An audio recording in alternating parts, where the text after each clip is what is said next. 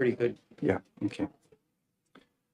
Okay, I'd like to go ahead and get ourselves organized here so we can get on with the hearing scheduled for today. Prior to getting into the hearing process, I'd like to look at calendar and try to give some folks here notice of when we may be meeting.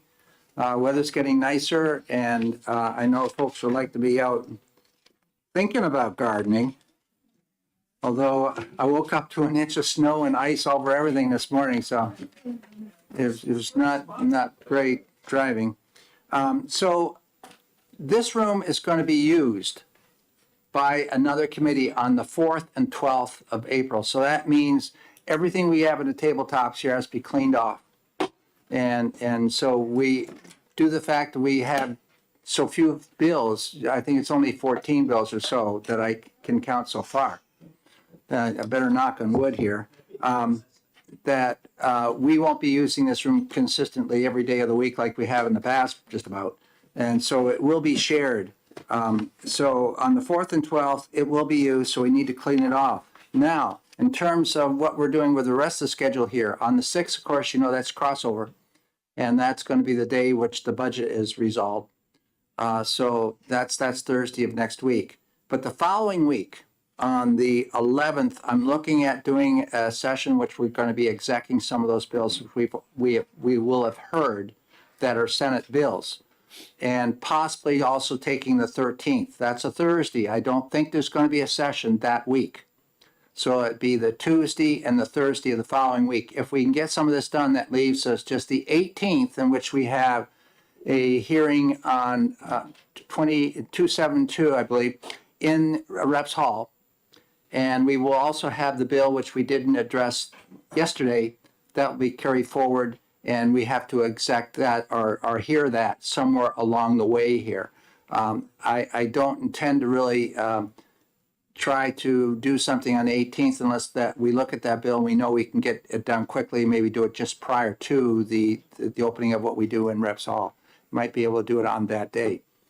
So I'm trying to set it up so the last 2 weeks or so of April, we won't have to be here as much. And that's when, you know, the robins should be back, and the red-winged blackbirds and all that good stuff that wake you up at 4 o'clock in the morning. So if your window's open. So I'm trying to set it up so we will have some time here in April. It's a wonderful night. I'm not to have to do so much driving down to Concord or up to Concord. So any questions on the scheduling of events? Repeat the dates, the 13th. The 11th and the 13th, that's a Tuesday and a Thursday. Would you just, you know, if you're scheduling appointments, just try to keep them clear so that we can use those 2 days to exec bills, which we have done here the other day and we're going to be doing today. And then I don't know if you were here, Representative Cornell, that we have this room being used on the 4th and the 12th. And so we got to clean off our desktops, make sure nothing's left here. Okay, any other questions about calendar?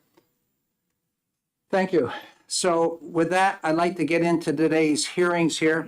And the first one which we have on the docket is SB 39. It's a FN bill. It's relative to criminal history checks for school transportation monitors. And Grant, are you? Yeah, Grant Bossy is here for Senator Gannon, who is obviously busy elsewhere. And so, Grant, thank you very much for introducing the bill. Thank you very much, Mr. Chairman, members of the committee. Always a pleasure to be back before the House Education Committee. I'm Grant Bossy, Deputy Chief of Staff for the New Hampshire Senate. Pinch hitting here on opening day for Senator Bill Gannon. For people who've asked, he is out of the ICU, feeling much better. He hopes to be back next week. Today is also our Senate crossover day, so our senators will be on the floor most of the day, so you'll be getting me pretty much all morning. SB 39 would fix a gap in our background check system protecting children in New Hampshire schools. In 2020, the legislature moved the responsibility for performing criminal background checks on transportation monitors out of the Department of Education's education credentialing system and over to the Division of Motor Vehicles. However, DMV actually doesn't have any licensing authority over transportation monitors. These are parents or volunteers who go along on school field trips or sports games. So these background checks ended up not being conducted by anyone. SB 39 would put transportation monitors back in RSA 189.13 to ensure that people with disqualifying criminal histories are not coming into contact with New Hampshire students. The Department of Education is here, should be able to answer any questions you have. If you have any questions for Senator Gannon, I can get them to him. Senator Gannon, thanks you for your consideration and support of Senate Bill 39. Thank you. Thank you very much. So I don't think it's necessary that we ask Grant questions. He's here conveying for Senator Gannon. Let's ask, Diane, are you able to give any technical support on this if we need it? If it's needed. So are there any questions from the committee that the department might be able to help you out on? Yes, Representative Cornell? Thank you. I think he said it would be volunteers on buses, and to me, transportation monitors are the people that perhaps are paid to be on the bus to monitor, like special ed buses or something. Could you clear that up? Good morning. So don't conflate volunteers with transportation monitors. Transportation monitors are paid individuals either by the district or by the school bus company to be on the bus monitoring things. Volunteers are set out under the statute for their own background check. Districts can designate, they can call them designated volunteers or just volunteers. So those two separate entities. Any other questions? Yes, Representative Damon. Thank you, Mr. Chair. Thank you for taking my question.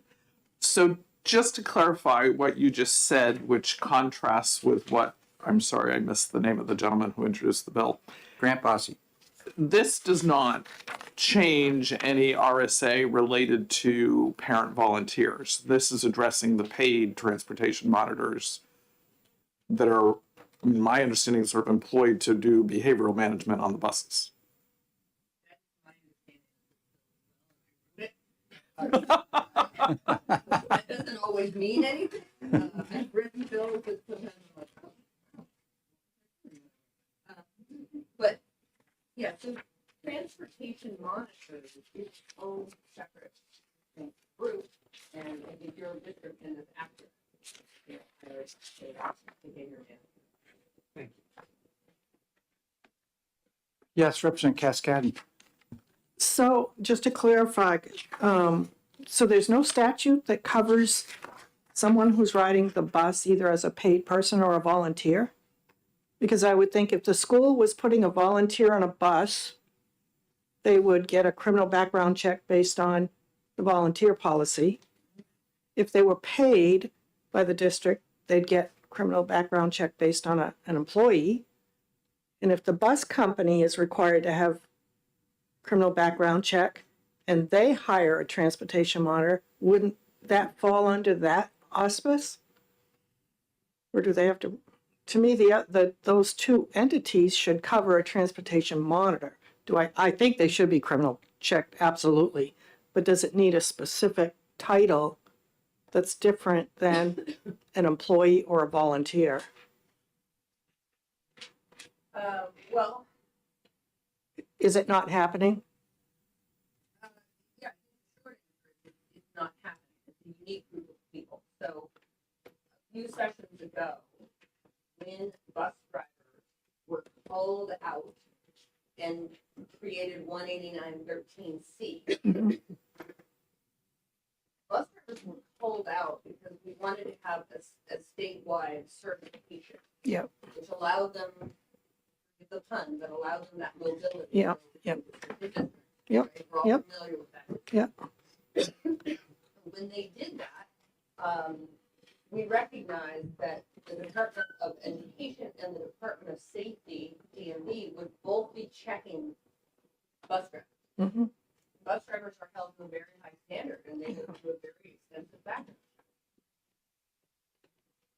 They tacked on transportation monitors, that group, they tacked them on with the bus drivers. When we pulled out bus drivers, the natural inclination was to put transportation monitors with bus drivers. In the Makes statute. sense. In the statute. In the statute. Okay. 189.13C. Yep, okay.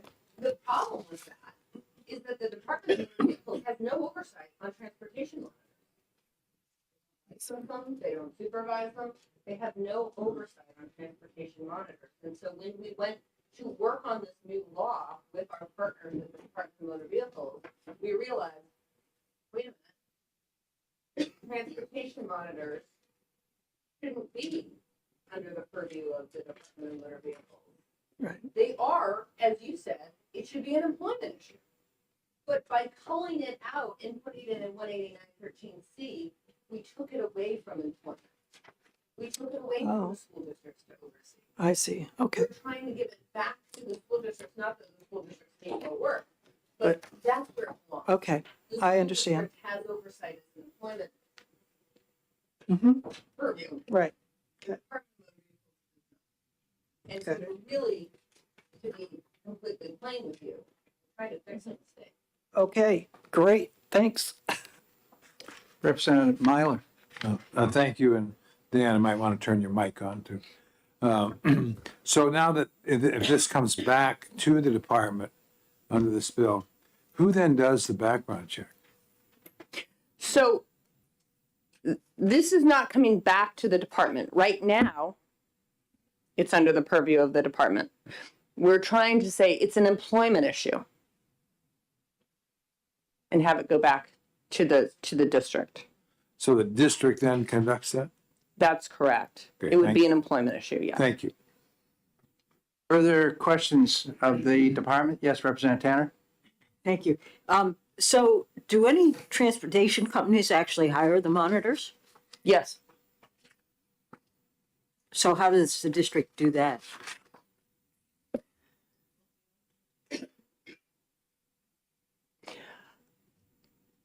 So if a private bus company, the bus drivers are now subject to the clearance issued by the Department of Education. That is only looking for those Section 5 disqualifying offenses that would prohibit them from being in employment. The transportation monitors, the district can run those individuals and make that determination, is that person right for our district, and let the bus companies know. Yes, this is someone we want to have employed, or no, it's not. And we've done that previously with bus drivers. Go ahead. And the problem with that was that if you were working in a couple of different districts Yeah, you could have different results. and you had to go through a series of different checks. Potentially, yes. And so we put the bus drivers Yes. so that they get one and it covers them all. And now we've got somebody riding on the bus that's employed by the bus company that has to get checks all over the place again. Possibly. Okay.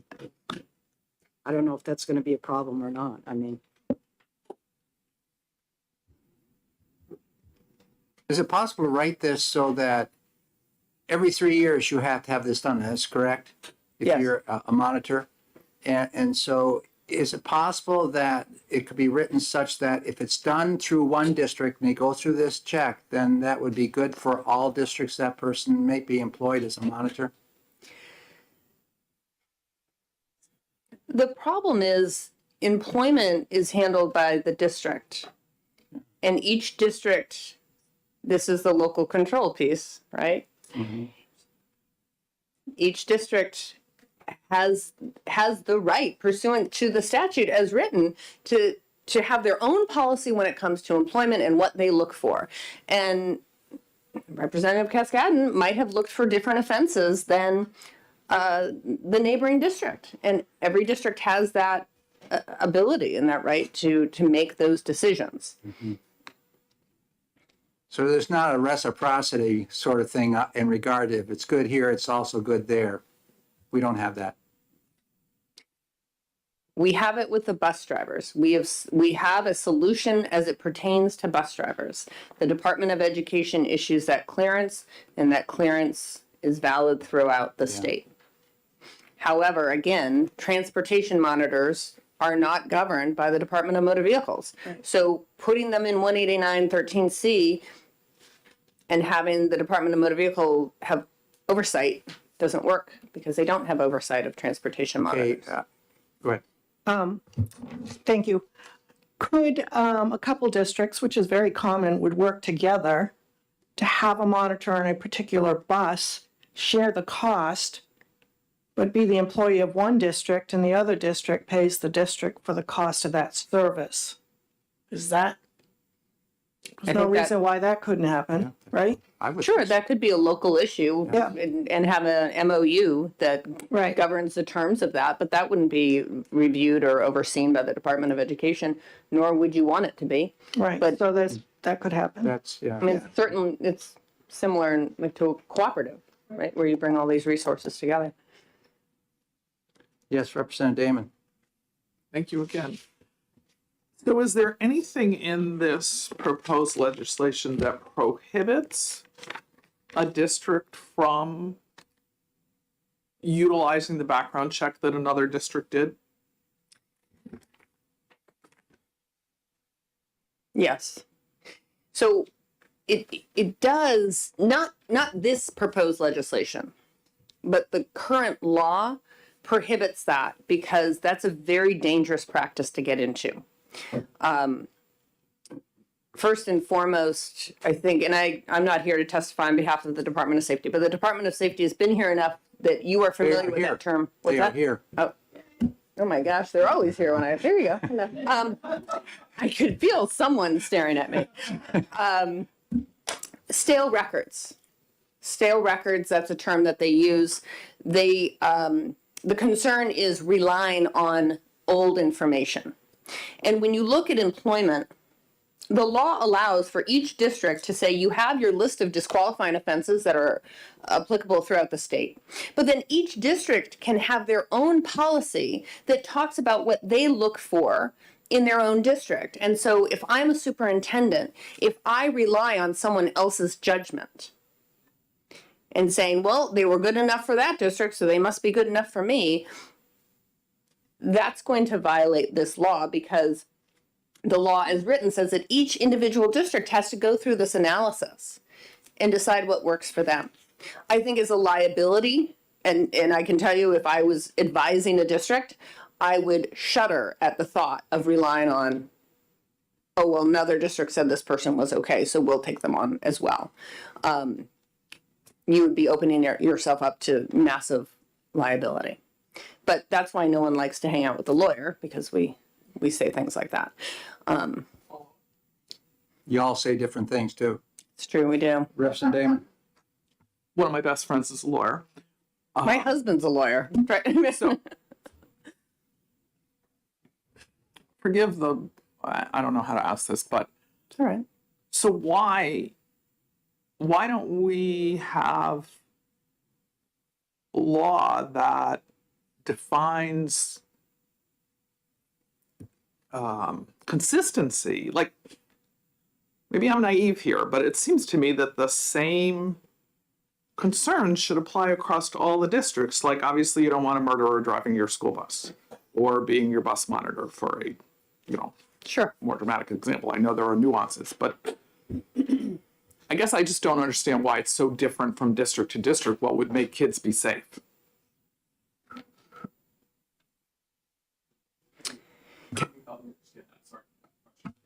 That's okay. I think in theory, your idea works. In theory, there should be a list of offenses that say this makes this person safe, this makes this person unsafe. But the reality is there are countless crimes out there and reasons behind those crimes that make up an individual criminal record. And I think superintendents, it is a challenge for them, if that's a fair statement, but they enjoy the opportunity to weigh it out because it's not a black and white issue. There are people behind this. And so I have spoken with many superintendents who will say, you know what, this offense came up on the record. It's not a disqualifier, and I want to find out more about it. I want to have the opportunity to talk to the person, to put it into context, right? When did the offense happen? How old was the person? What have they learned from it? Right? What does this look like? And you can't do that on any chart or graph. You have to talk to the person. And I think that's why coming up with a list of offenses you're never going to be able to adequately do that because there's just so much to take into consideration. I think the Section 5 disqualifiers is a really good start. It's that basic level. And then after that, it becomes personal. It's a judgment call. It's a moral compass call. And it lies with the superintendent to weigh everything out and make that ultimate decision.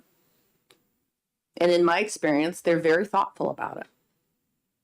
Thank you. Brian, is this similar to a substitute teacher that's not certified? You know, we have many substitutes that come in and don't have certification, but they're on the substitute list in District A, B, C, D, and you have a hard time getting them because I'm engaged at E today. But I need you over here in A. So is that background check on that person that's done by, are those MOUs or agreements or how it is between one district to another? Is there something already in place for subs that maybe we could use for monitors? I like where you're going with that. We don't have an infrastructure for substitute teachers, if that's what you're asking. Is there some infrastructure that we can use between districts? Well, and I'm saying, is there an infrastructure that's established by policy at the local that the board or the administrator, the superintendent may, superintendent to superintendent? Not that I'm aware of. I don't know. No, Wow. Special guest star. Local control, huh? Yeah. Representative Tanner. Thank you. So I'm still kind of going back and forth on that it is an employment issue, but that there are two possible people that employ these people, these transportation monitors. One is the bus company. Yes. And that probably, well, not probably, but may. And then you have the school district that may. So if the bus company hires these monitors, and the monitors actually fluctuate between, because a lot of the bus companies have like 2 or 3 school districts that they do. And maybe the bus monitor that's always been on bus 5 for Berlin is sick that day. And so the company says, oh yeah, we'll send Joe over to cover that bus route. But the superintendent hasn't really had, any information about that person in terms of criminal background checks. I mean, who's liable if something happens? Is it the bus company that's liable? And should they, is it their job then to do criminal background checks, employment checks on everybody that's a bus monitor? And if they're a bus monitor, even if they're a volunteer at Berlin, they go through the bus company? Or vice versa, that all the bus monitors have to go through the superintendent or the local district? I mean, I just can't see how you can do it with 2 different groups. And as you said, the liability is, is the bottom line, really. It is always a consideration. So keep in mind, a bus company, a private company, does not have access to the FBI background check. We've talked about that in this committee before. Even if they're they can't get background checks. My understanding in my work with the Department of Safety, and this legislative body's work with the Department of Safety, is there is a huge difference between a governmental entity and a non-governmental entity. And so to put it plainly, state agency or a school district can get that FBI, which is the federal background check. A private company, Diana's bus company, Diana's whatever, lunch services, I cannot get access to that. And that is one of the factors that caused all these issues going back 6-7 years when we started looking at this issue. The Department of Education is in a unique position, as is a school district, because we can have that FBI background check, a private company cannot. So Butler Bus Service, will defer to the school district. And the reason they do that is because they get information that the private company does not, and that information is critical in making a hiring decision. And I wish it was different. But it goes beyond my purview to the FBI regulations. And that's not something that we're able to change. Yes, Representative Ford. Thank you, Mr. Chairman. Is there possibly a built-in conflict between, I guess you'd call them competing interests in this business that prevents people from moving in employment? I'm thinking of speech and language pathologists who maybe were trained out of state, licensed out of state, had background chases out of state, and when they come to New Hampshire, they won't let them work until they've had a background check, but they can't, a background check is meaningless because they haven't lived here for the last several years. So there's nothing to background check, and you can't work without a background check. I would disagree with that Yeah. because you can get the federal, the national background check. And so even if they haven't lived here, there might be information that's critical to an employment decision. Well, my daughter found that they rejected her Pennsylvania background check, which was done by valid authorities there, and she hadn't lived here long enough for a local person to do a background check. So she couldn't work. Well, I'm sorry to hear that. That must have been very frustrating. Well, it's very frustrating for her because she was trained and needed and couldn't work. Okay, we need a question here. Well, So, What are we gonna do about it? well, we have a possible response right here in the form of this bill. Are there any other questions regarding this bill to Diana? Thank you. Thank you very much. I don't have any other cards on this, so I'm going to close the hearing on SB 39, and we're ready to start here on 109. Thank you.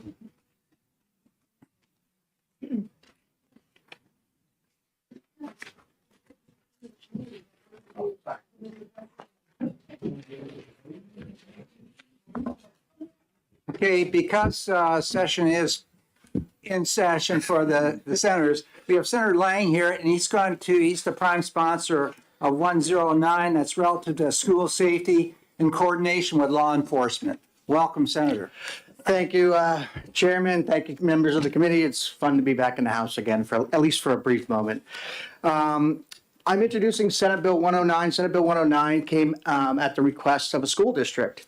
I'm going to give you the short and easy version of the bill. There was just an issue with law enforcement cooperating with the school district in terms of a disciplinary matter for a student. They felt that because charges were brought and there was a pending criminal case or a pending juvenile case, they couldn't share the data with the school district who was seeking to discipline the child, the student in that case.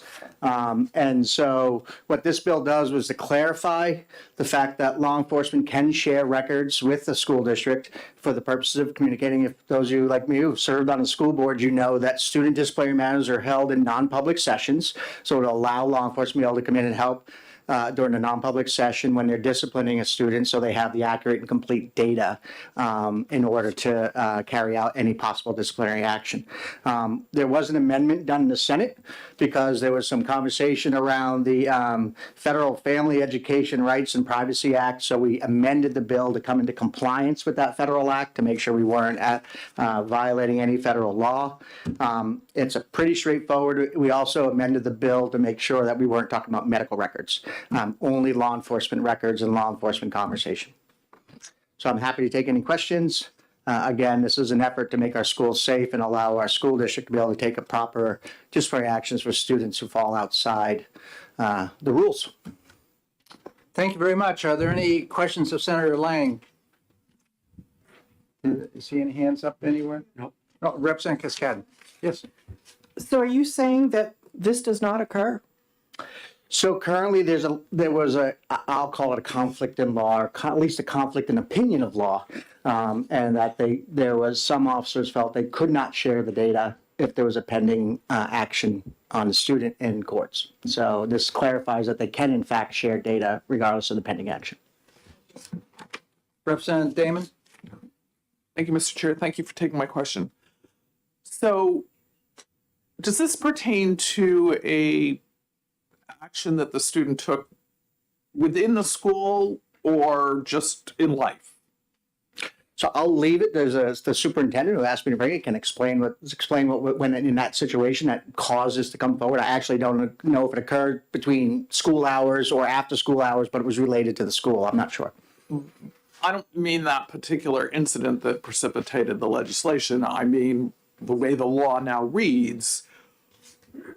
Would there be communication about a student's potential legal issues in regards to something that may have happened anywhere at any time, or is it limited to things that happened at school? I don't believe it's limited to just things that happen in school because, again, things that happen outside of school can be just as dangerous to what happens inside school later. Thank you. Further questions? Representative Ford? Thank you, Mr. Chair.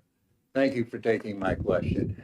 We're all painfully aware of the horrible tragedy in Tennessee, and it seems to have been, at least in part, affected by lack of communication of certain kinds of information. Not drawing any conclusions about that, but wondering how this law might remedy the terrible lack of information that contributed to that particular tragedy, should such a situation evolve in New Hampshire.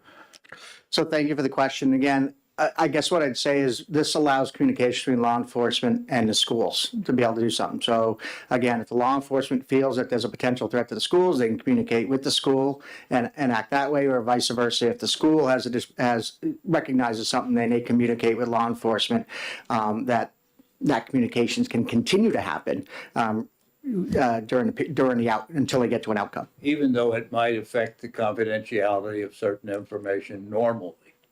Correct. So again, disciplinary matters occur if you're serving on a school board. Those are always non-public sessions when you're dealing with disciplinary actions involving a student or discussion involving a student. Those are non-public sessions. Thank you very much.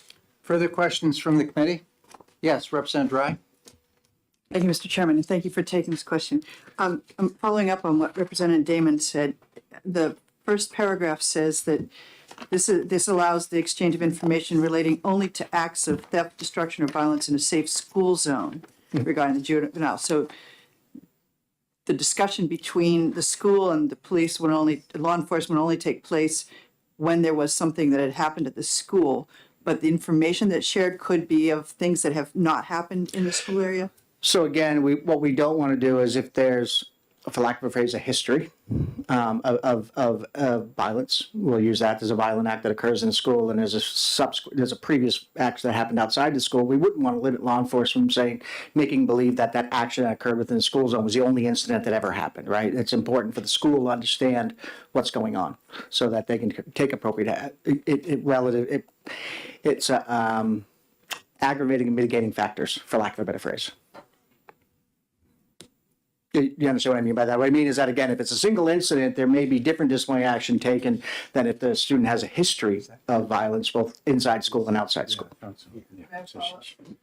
Yes, go ahead. But that's predicated by an incident in the school that opened the whole. That started the conversation. Thank you. Further questioning from the committee?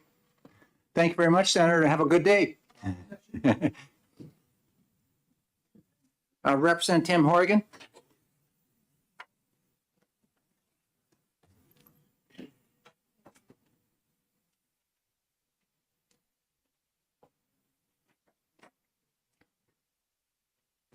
Thank you very much. I'm Representative Tim Horrigan from Stratford County District 10, the town of Durham. So you're getting a bipartisan, bicameral subsection of the Tim Caucus here today. So I got involved in this bill because I really liked the original version that Representative Lang, Senator Lang introduced in the Senate, and I think they weakened it. In my mind, they certainly made it. They certainly reduced the scope of what it did. I think because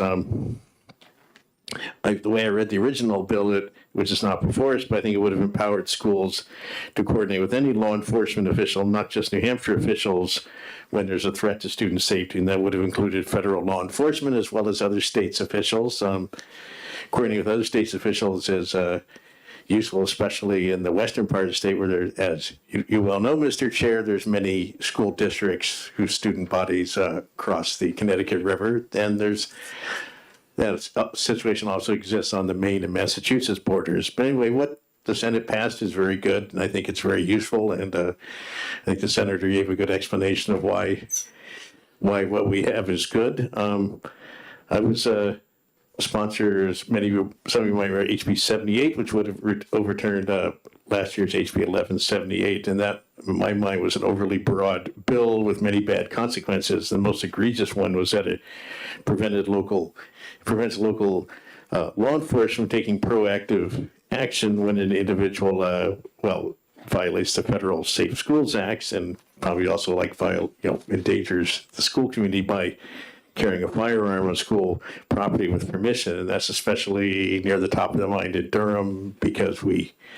aside the fact we're a college town, so that's their, campus violence is a threat that we're all worried about in Durham. But also we recently built a new, it's a very beautiful new middle school, but was somewhat constructed like a fortress with lots of, with lots of security features. But if somebody does, get past the security features with a gun, they can't really do anything aside from lock everyone down and sort of hide in the classroom until such time as the person decides to leave. And that's, my mind, not a desirable situation, especially in light of we had just another school shooting in Nashville, as a member of this committee aptly noted.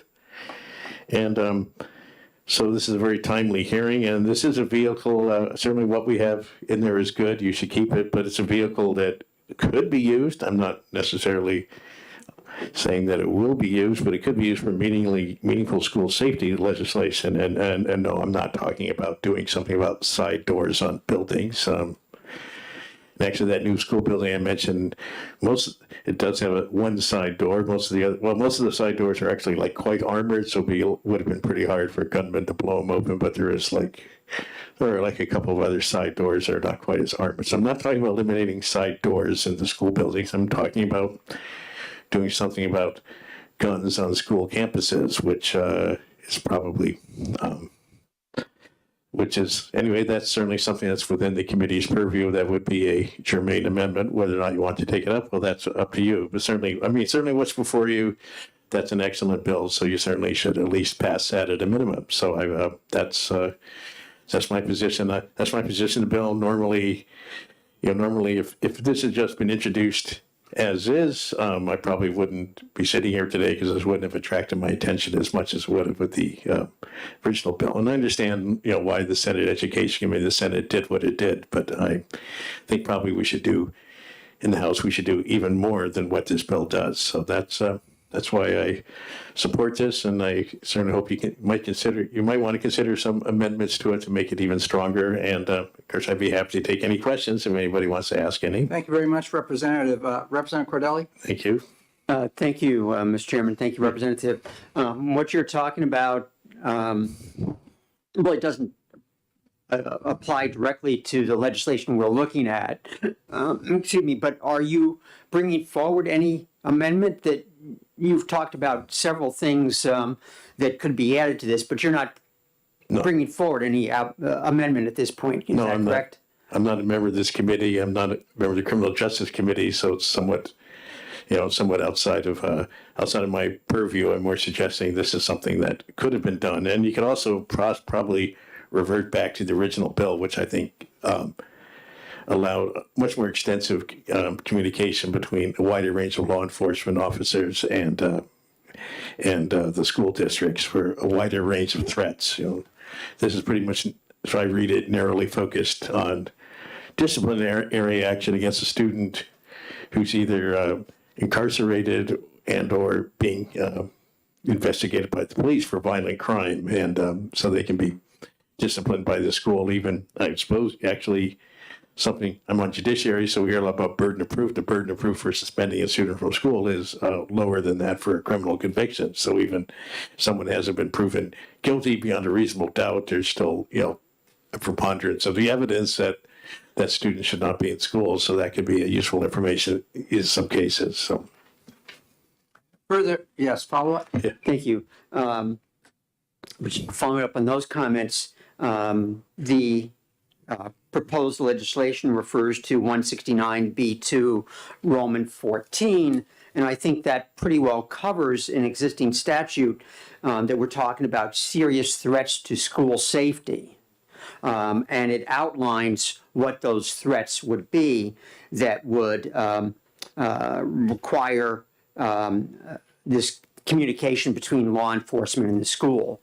Are you suggesting that there are other threats that should be included in this? I'm not sure where you're going with your testimony, actually. Well, actually, what they have in 14, it doesn't actually include assault or murder. For example, what happened in Nashville, and that was in another state as a private school, so everything's, but like, for example, what the person in Nashville did, that the only thing really that's covered there is criminal mischief, because he destroyed the side door of the school. It doesn't really cover actually carrying a firearm on campus or threatening people. So that's actually, that's certainly, that's certainly like a very useful definition in the bill.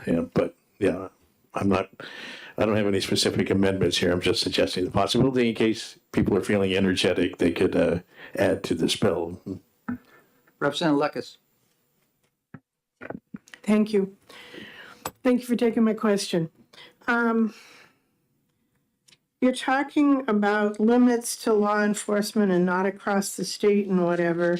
And I don't know whether the bill as it showed up to us, I don't know what amendments and whatever, but as it showed up to us, it just says any law enforcement officer.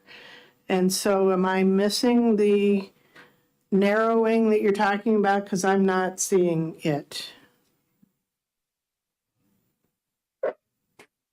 Well, it does say law enforcement, so it's a little bit ambiguous in my mind whether that covers whatever Vermont law enforcement or Massachusetts or Maine law enforcement or even federal law enforcement if they got involved somehow. It probably. So frankly, I'm not prepared to answer that question. There may be others here in the room who might feel more confident, but I think as I read it, you could probably run into some difficulty if you had to work with those other law enforcement agencies, although I'm sure any responsible school district would want to know what's going on in another state or at a federal level if it involved one of their students. Thank you. Further questions from the committee? Representative Belcher.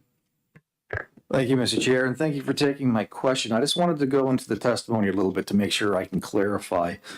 Because you testified that if a member of the public were to carry a gun circumventing school security measures and get into a school, that there's really nothing that can be done under current law.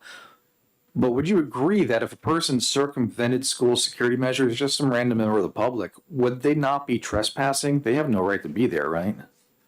I don't know, but I know the school districts are very cautious with the firearms on campus because of the Second Amendment lobby, as in my mind, somewhat, I guess I would place a big emphasis on the issue. There's a lot of concern. So, there's probably something you could charge them with, but you're merely having the gun without permission. And there may be cases someone's not really trespassing per se, they're invited in, but they weren't invited in, with they bring the firearm on campus so they can. I think we're jumping off a topic. We're way off this bill. This bill is very specific in terms of sharing information between one agency and the school district. Yeah, thank you. You're right. Yes, So I that's agree. where we got to remain. And I'll also inform folks that I'm meeting tomorrow with the building public school infrastructure. That involves Homeland Security and Eddie Edwards from Department of Safety, Deputy. These are the type of things that we're discussing over there.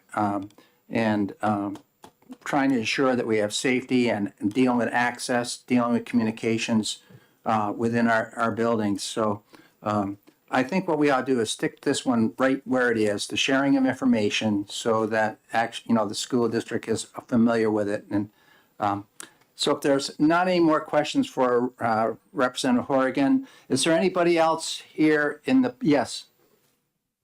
Either, Thank you. if Department of Safety or you're from, okay, if you like to fill out a pink card, you're welcome to.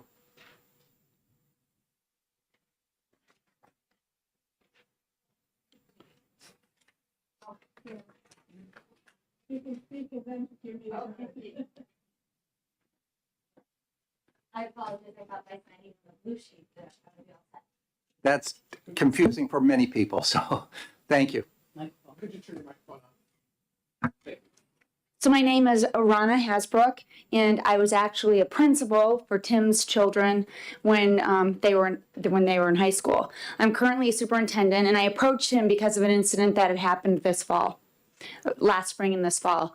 We had a serious safety threat in our school involving potential of a weapon, serious safety threat in our school. When we went through the processes, we had our local police department. Fortunately, in this district, I have a police department, but I do have 3 districts and 2 of them do not. They've received coverage by the state police.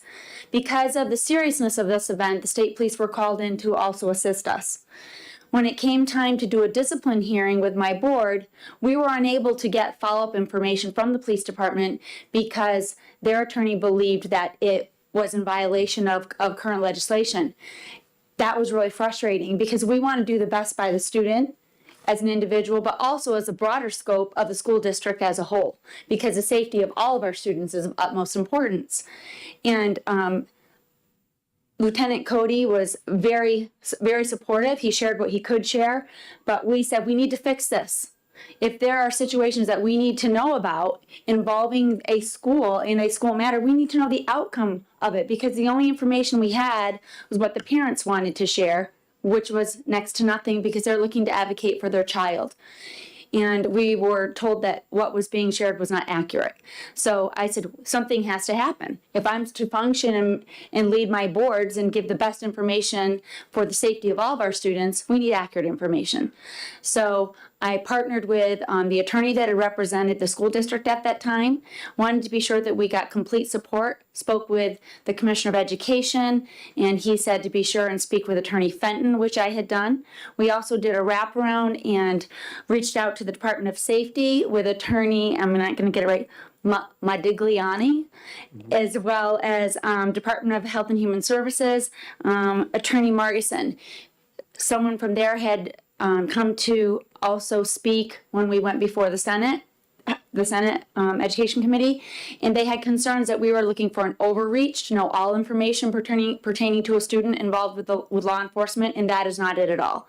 We are just concerned with matters that pertain to school and school safety. So that is why the second version came forward, and it is our belief that it does pertain to all law enforcement because there was some FBI involvement in our case as well. And we also, our district that is right around the Connecticut River on the border, and we have Vermont students that attend our schools. So reaching out with many attorneys' eyes, this is what we believed would get the intent that we needed to, bottom line, get pertinent information in our decision making, whether students can and can't be in school and what the direct impact would be on student safety. Thank you very much. Are there questions of the superintendent? Gives us certainly some background information on it. Very good. Not seeing any. Thank you very much. We do have someone from law enforcement here as well.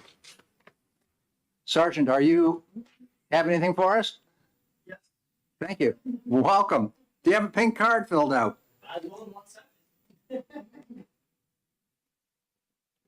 Sort of like a ticket.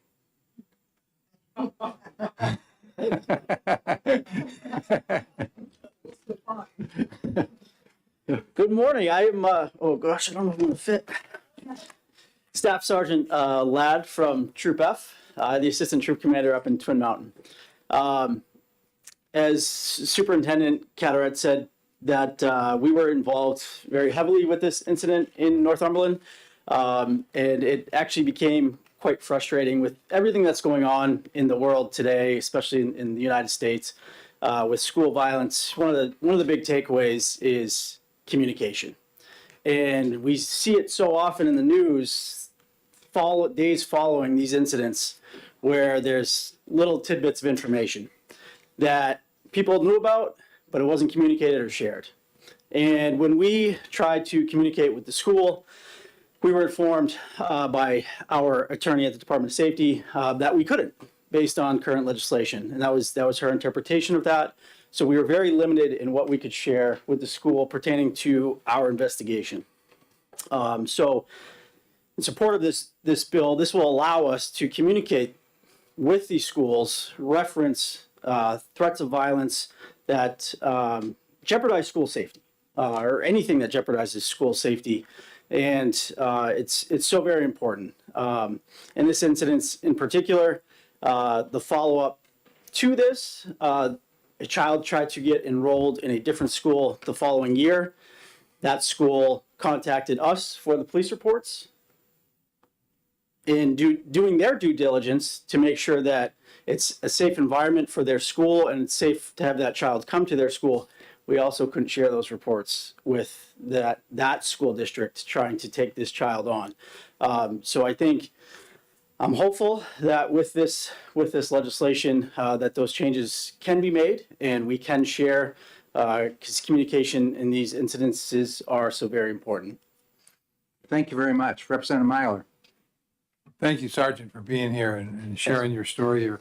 The question I guess I have is that how is the information communicated? For example, it's one thing for the SAU office to contact you if they've got a student coming in. Would this law permit you, if you had a student who had been acting out or had an incident or you had a record, to initiate contact with the school prior to the school contacting you? Or is it only the school district contacting you and then you giving the information? I would say, based on the way it's written, a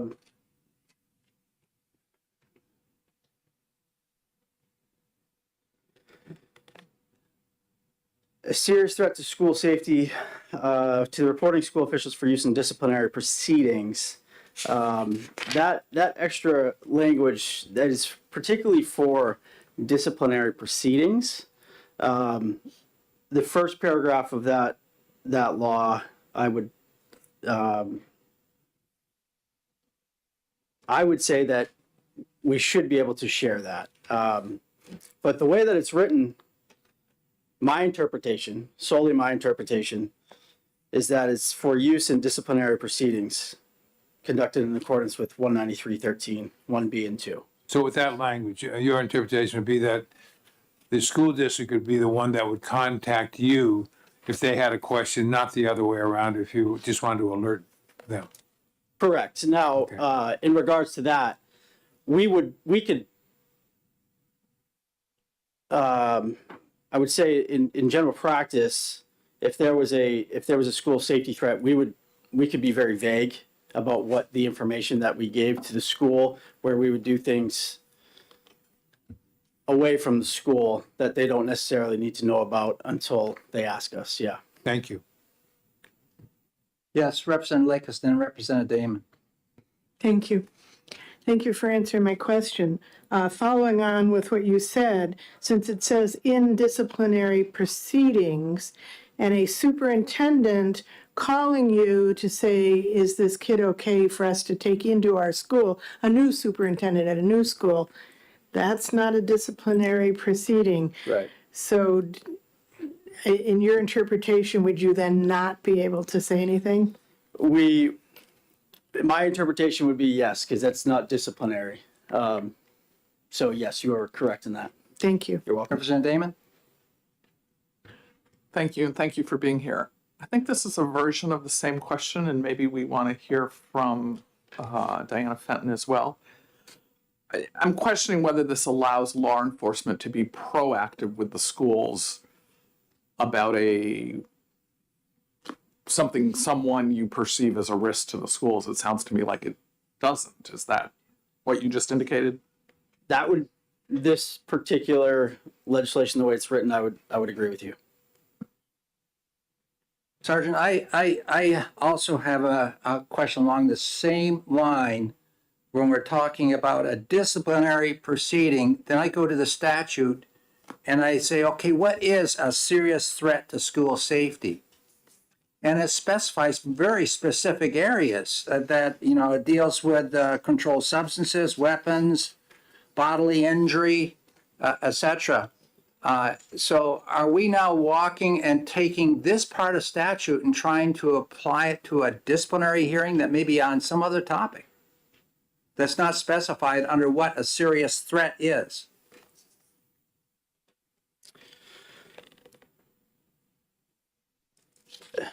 Do you have that statute? I do, yeah. I'm reading the definition of serious threat. Yeah. Yeah, I'm reading that right now. For those that are here with the law books, it's on page 117.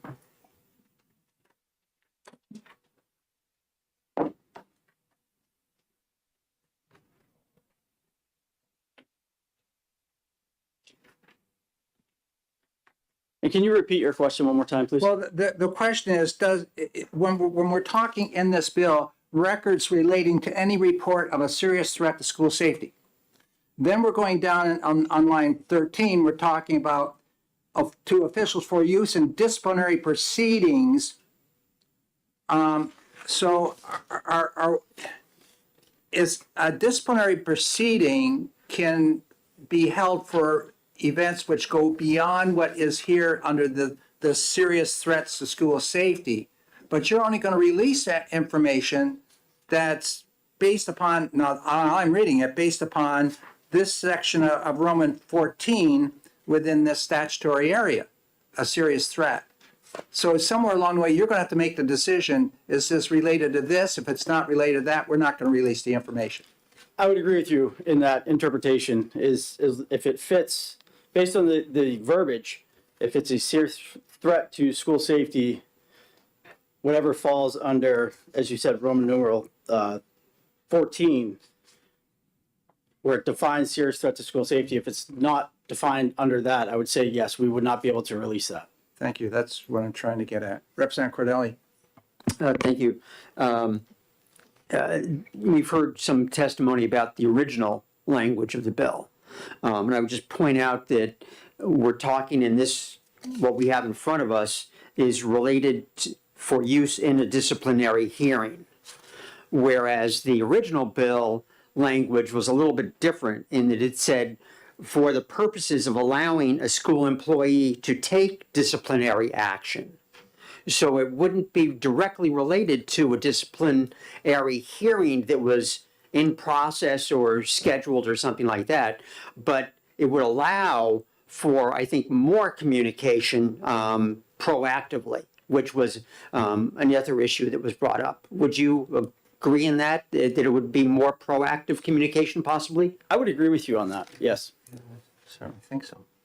Representative Belcher. Thank you, Mr. Chair. I think we've gotten off a little bit on it because I have a little bit of a different reading, and I think a couple very brief questions will steer us in the direction that I think will help clarify some of this stuff. Would you agree that it would be generally inappropriate for police to just casually share this information with school officials? I would, yes. Okay. Knowing that, would you agree that the only real way for a school to mitigate a threat, a real threat, would be along the lines of disciplinary proceedings? I would agree. Therefore, anytime you're going to share this information in a reasonable circumstance with school officials, would it not therefore be for use in a disciplinary proceeding? Yes. Thank you. My concern is that, yes, I agree with that conversation, but you're going to release information if it's paralleled by the definition that we have in 14. So if the disciplinary hearing is regarding another event that's not supported by that, you're not going to release the information. I would agree, and it falls again back to the serious threat to school safety. Yeah. If there's a serious threat to school safety, I think the purpose, or at least the design purpose, is to be able to communicate with the schools to make them aware that there is a threat in their school community. That's the intent. That's the And intent, I get that. Representative Tanner. Thank you for taking my question, and I'm not sure you're the person to answer this, but when we talk about school in this, and refer to schools in this bill, obviously we were talking about a public school situation, and you know the recent shooting was in a private school. Would this apply to, for example, public charter schools, non-public schools? If it isn't mentioned in the bill, should it be mentioned in the bill if we want that? And have in the past, have you worked with non-public schools? So yeah, I'm probably not the person to answer that question, but I can tell you what I was speaking of earlier in my testimony. It was actually a charter school, a private charter school that was looking to admit the child. And I was still unable to share that information with them. Further questions? Thank you very much, Sergeant. Thank you. You have one other comment from the superintendent?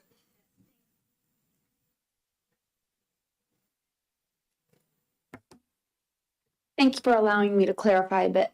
The intent behind this is not, we do have that reciprocity. If there's a safety concern, we can call the police department, they respond. If they say, you need to watch this today, they can respond to us. This is about the actual release of the records and the follow-up that happened. It's not about our lack of communication when there are safety threats. I believe that that is strong. This is about the actual records that happened as a result. We had this event, there were proceedings, there were police proceedings, there were police consequences. We were unable to know what they were when we went to do an expulsion hearing. Children, when they're expelled, have to be out of school they can't come back to our school for 1 year unless they meet the specifications that were required. They go to seek to go to a charter school, the belief is this is just schools in general, that police can share information with schools, whether it's public, charter, Christian, private, any school, because unfortunately we've all seen there aren't boundary lines drawn out for us. And we just need to know that information when we make our decisions, because a parent would feel that this wasn't that big of a deal. The school's making this a much larger deal than it is. And we can only go off of the information that the police are able to, as you said, casually share with us. But that's not the specificity of, yes, this child received this, they have juvenile detention, they have this and this. We don't know that information, which is certainly relevant when we have an expulsion hearing or we seek to do an early reentry or to extend a suspension. So that was the intent behind it. It's the school records. We do have strong relationships. When there is safety, we all err on the side of caution, giving general information that is available to us through the law. Thank you. Representative Luno. Thank you very much, Mr. Chair, and thanks again for rejoining us this morning. Just to refresh my memory, does the school district have any obligations to educate the child during and following an expulsion? I can't quote it exactly. We offer services if the parents said they were homeschooled and they wanted resources from us, we can provide that. Okay, thank you. You're welcome. That's a topic which we've gone into very deeply as far as even other schools being able to pick them up. Right, I just remember. Yeah. What I can say to clarify that, if I may, we in the practice commonly throughout the state and all the districts I've been associated with would to be offer ways under free and appropriate public education to offer as many ways for them to come back to school as soon as possible when it's deemed appropriate. For example, we might request that they have a safety evaluation, and we'll give an option of through this person, or cross-reference it, that they do community service, that they meet with law enforcement, that they go through a diversion program. So they have opportunities to re-enter. And just a quick follow-up, Mr. Chair, on that. Yes. So districts, just to be clear, districts do have obligations to provide free and appropriate public education to students who are in county jails, having having broken the law and been found guilty. Yes, if they're in a detention center, we'll often do reciprocity with them through tutoring, or we will provide the materials to the tutors that are in those institutions. Okay, okay, thanks. You're welcome. Okay, yes, Representative Damon. Thank you. I'm wondering if you would comment on something that keeps nudging in my head. Does the disciplinary proceedings or the disciplinary process encompass addressing the mental health of the individual? Like, I'm interpreting disciplinary proceedings as something punitive, which may well be appropriate, but I'm concerned about that being the only approach being noted here. So certainly, that's first and foremost. We always want to get to why this happened, to keep it from happening again for this individual and for all individuals. So included in a reentry plan, it involves ongoing therapy or making progress in mental health and what services either we can provide through the school or outside services that the family demonstrates progress, that the family demonstrates educational progress, etc. So those are always factors that are taken. It's educating the whole child. Yes. So that sounds like that's your district's standard practice. But I don't understand the proposed legislation to require that. This particular legislation doesn't deal with an expulsion. It just deals with the ability to share records. Further questions from the committee? Thank you very much. You're welcome. Thank you. Yep. Are there any other pink cards for this bill, 109? Not seeing it, I'll close the hearing. And the next scheduled hearing, I believe, is at 10:45. So if somebody has to take a short break, you may do so. We have about 8 minutes.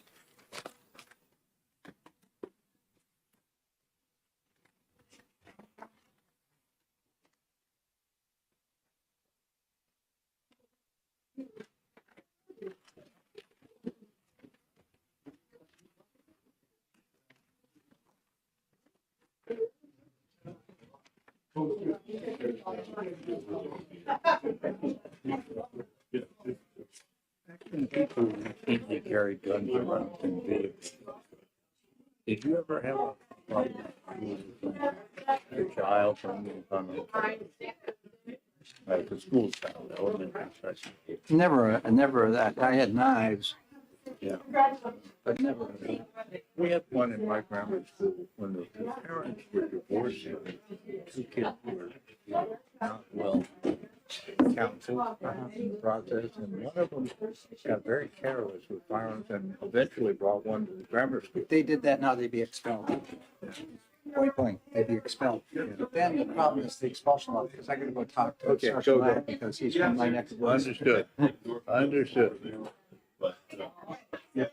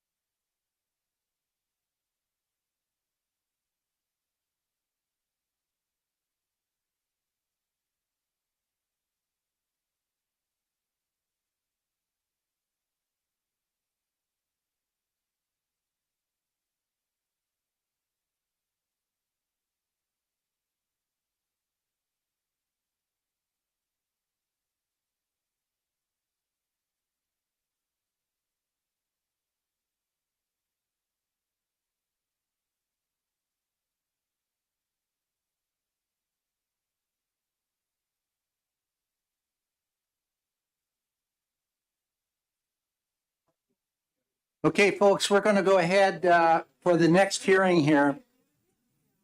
I just put one for the next number, the one that. Yeah, I got the 155, so we're here. Yeah, that's good. Okay, the bill that's on the docket next here is SB 77. It's relative to changes in school placement for students. And acting on behalf of Senator Avard, Grant Bossy is here to present this bill. Thank you, Mr. Chairman, members of the committee. I am Grant Bossy, Deputy Chief of Staff of the New Hampshire Senate, here to introduce Senate Bill 77 on behalf of Senator Kevin Avard, its prime sponsor. First, I'd like to apologize for misspeaking during my introduction on transportation monitors. Sorry, I got you off track for a second there. I'm glad Diana was here to fix it. Our education statutes are geared towards the best interest of students. Currently, RSA 193.3 gives each local school board wide discretion in placing students in other public schools, public academies, or private schools if it determines such placement is in the student's best interest. This is under the Manifest Education Hardship provision. This part of statute used to apply only to private non-religious schools, but the legislature in 2021 brought state law into compliance with U.S. Supreme Court cases that found the states may not exclude religious schools from programs open to other private schools. However, in drafting this change, the bill inadvertently left out references to private schools in 133.3.3a. So it's in the beginning of the statute, it's not down below in the statute. SB 77 would make the statute consistent throughout, clarifying that local school boards may place students wherever is in their best interests. Again, this is the local school board's option. Placement in private schools is already allowed under the law. Such placement would remain at the discretion of local school boards. SB 77 would have no anticipated impact on state or local education spending. It merely cleans up 193.3 to make the option of private school placements consistent. Senator Avard thanks you for your consideration and urges your support for Senate Bill 77. Thank you very much, Grant. Obviously, are you not taking any questions? I am minimally qualified to answer questions on this bill. So and anything I can't answer, I can get to Senator Avard. Is there anything from the committee that he can answer? No. Probably not. Thank you very much, Grant. Thank you. Are there any other folks that want to testify on this bill? I only have that one card from. Could we get the department? Sure, if they're.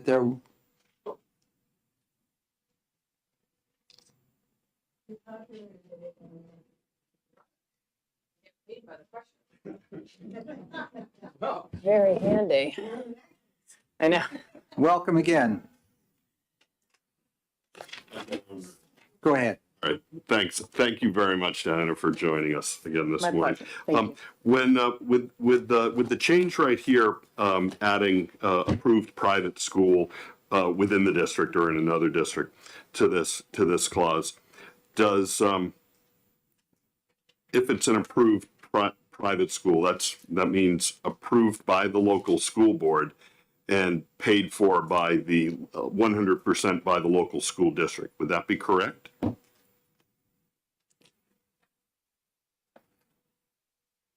I'm not sure off the top of my head, to be Okay, honest because with you. this isn't this is not and I'll just sort of, for lack of better words, this isn't an ed choice provision. This is manifest educational hardship. So this is in a school district's constitutional obligation, well, Yes. legal obligation to provide a free and appropriate public education. That's correct. So no cost should be borne by the family.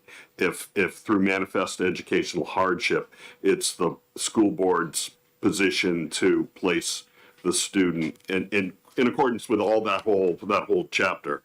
Yes, but it's manifest educational hardship and best interests. The two are in the same 193.3. Yes, Right. But that doesn't place a financial obligation on the parents. that is correct. All right, thank you. Further questions? Yes, Representative Myler. And thank you for taking my question. So if this is as I recall, a school district placement for the best interest of the student, and the parents were to happen to disagree with that placement, what happens at that point in time? Under best interests and manifest educational hardship, it's set out, I think, more clearly in the administrative rules as to what that process is and how much the parents can weigh in. So it's a different standard for best interest and manifest educational hardship. I speak with hesitation only because the rules are not in front of me, but I know that that is taken into account. So the child's not just placed at another school. There is parental input to that. And we can go into more detail. I can look at those administrative That's fine. rules with Thank you but- very much. Representative Lekis? Thank you. Thanks for taking my question. I was, in going back to that approved private school, that seemed like a phrase, as in state approved, the state has all of those, what makes an approved school and all that kind of stuff. Would that be correct, or? That was my thought as well when I look at that phrase. I think that was my hesitation with Representative Luna's question. Is approved private school is a term that I would apply to the department, that it's been approved by the department. Thank The you. local school district might have a contract with that school district, but it's, There is another section of law, it's 194-23-B, page 585 in the law book. It's under approval of high schools. yeah. And the commissioner of the Department of Education may, through an agreement with another state, when such state and New Hampshire are parties to an interstate agreement, allow New Hampshire pupils to attend schools that meet the standards established by one of the two states. But the item 1 underneath that talks about having to attend an approved school or approved by the State Board of Education as complying with provisions of 194-23. So it's another area of statute which addresses the approval requirements. Yeah. Representative Cascadden. I have the exact same language in the statute, 193.3, section Roman numeral 2, under manifest educational hardship, section D reads the exact same thing, including approved private school within the district or to a public school or a public academy or an approved private school in another district. That's already in statute. Yeah. I'm on page 507. So what's different? So you're correct. So if you look at 193.3 in its entirety, you'll see that language. If you look at Roman numeral 1C, because I hate when people throw out legal citations. So 1C, it's at the bottom of page 506. Got it. Or an approved private school. Mm-hmm. So it's there. Yep. It's in other in areas. D. Yep, it's in D. Yep. And as we went through and made these changes, and I'm just trying to look at if you look at the annotations or the amendments on page 509, that gives you a very brief summary of the legislative changes that were made. You'll see that they, trying to find the year that we made them, but in short, when we made those initial changes to add in that phrase, approved private school, we just didn't look as far as we should have down to E. Okay, I We see didn't that put it in. now. It's sounds like I see cleanup. that's just missing language there, but that makes me suspicious now as to why the School Boards Association and the Administrators Association would oppose this. And maybe Jerry can speak to that after, I don't know. I don't understand. I'm not here to speak for them. Not here to speak from, but No, the I question know. I asked of you earlier when we were briefly back there. Yes. We have a set of, we have a bill, SB 266 is coming before us, cleaning up ED 306. And when I was reviewing it last night, on page 8, it talks about private schools. And in this report, ED 306 would be changed from private schools to non-public schools. So those two terms, non-public school and private school, are interchangeable. My understanding is that they're interchangeable, and we've certainly within the department used them interchangeably. I think the preferred term is non-public. That's what I've. Well, that has I been my get that. experience. These rules are basic, or these changes are coming from the department. Yes, And where we have private, they're changing it to read non-public. and I'm sure we'll be back next year with this same bill, changing our terminology. Well, this bill's dealing with private. So Yes. whatever we do, we better do it so we don't have to come back and rechange it. I mean, this is something that the department is continuously working on, and we've been before this legislative body with issues in credentialing. So it's something that we as a state agency are always grappling with, is just trying to be consistent with With our terminology. our terminology, and it is a struggle. Further questions of the department? Not seeing any, thank you very much. Thank you.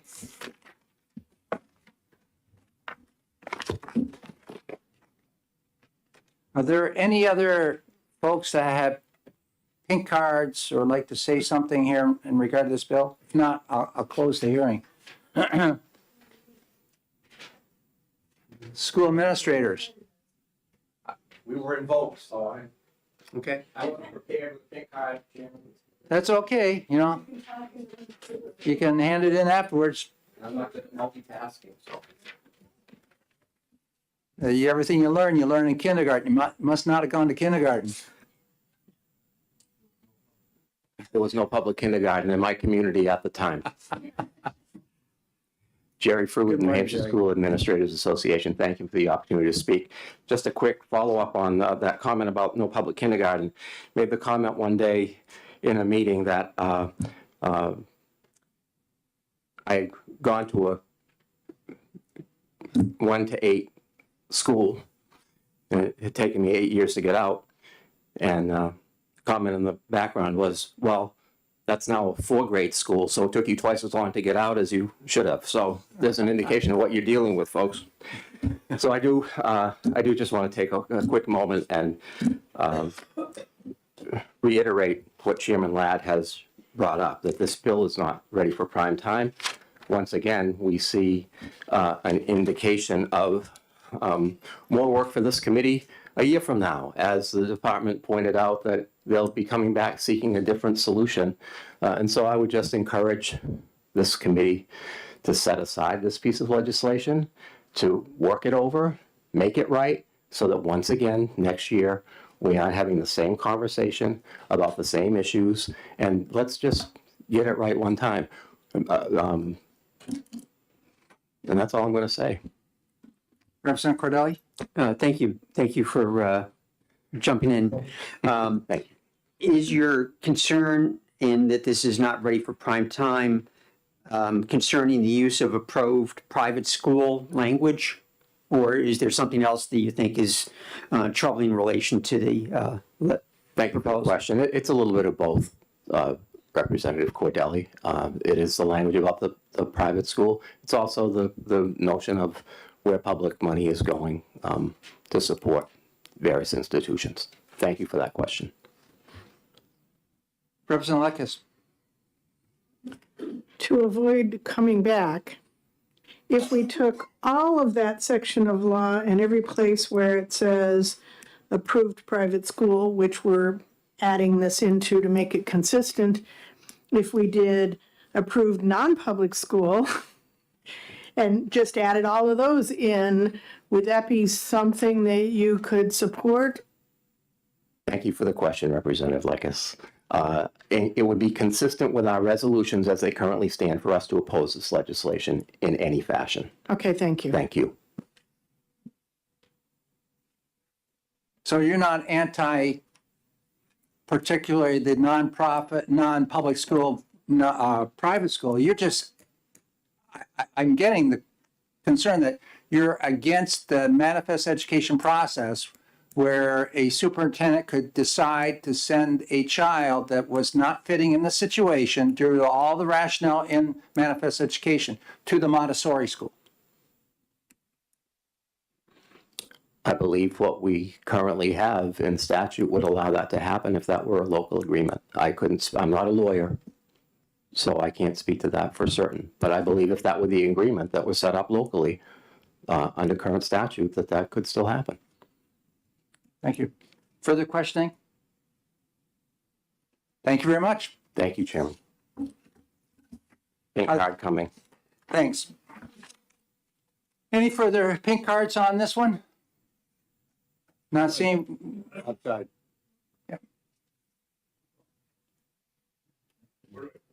It just goes right to Alicia right there, and it just goes around the table up front here.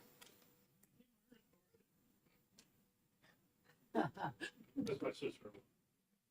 Oh, wow. My name is Dean Cascadden, I'm student at 67. All right. I'm here on this. You get to the red button. Hi, my name's Dean Cascadden, SAU 67, retiring at the end of this year after 16 years at Bow. You may remember me. I was here testifying on this bill when you changed manifest educational hardship and best interest. So I want to take you a little bit on a history lesson. Best interest and manifest educational hardship used to be a very good tool for superintendents to deal with individual issues in their school system. There were two separate processes.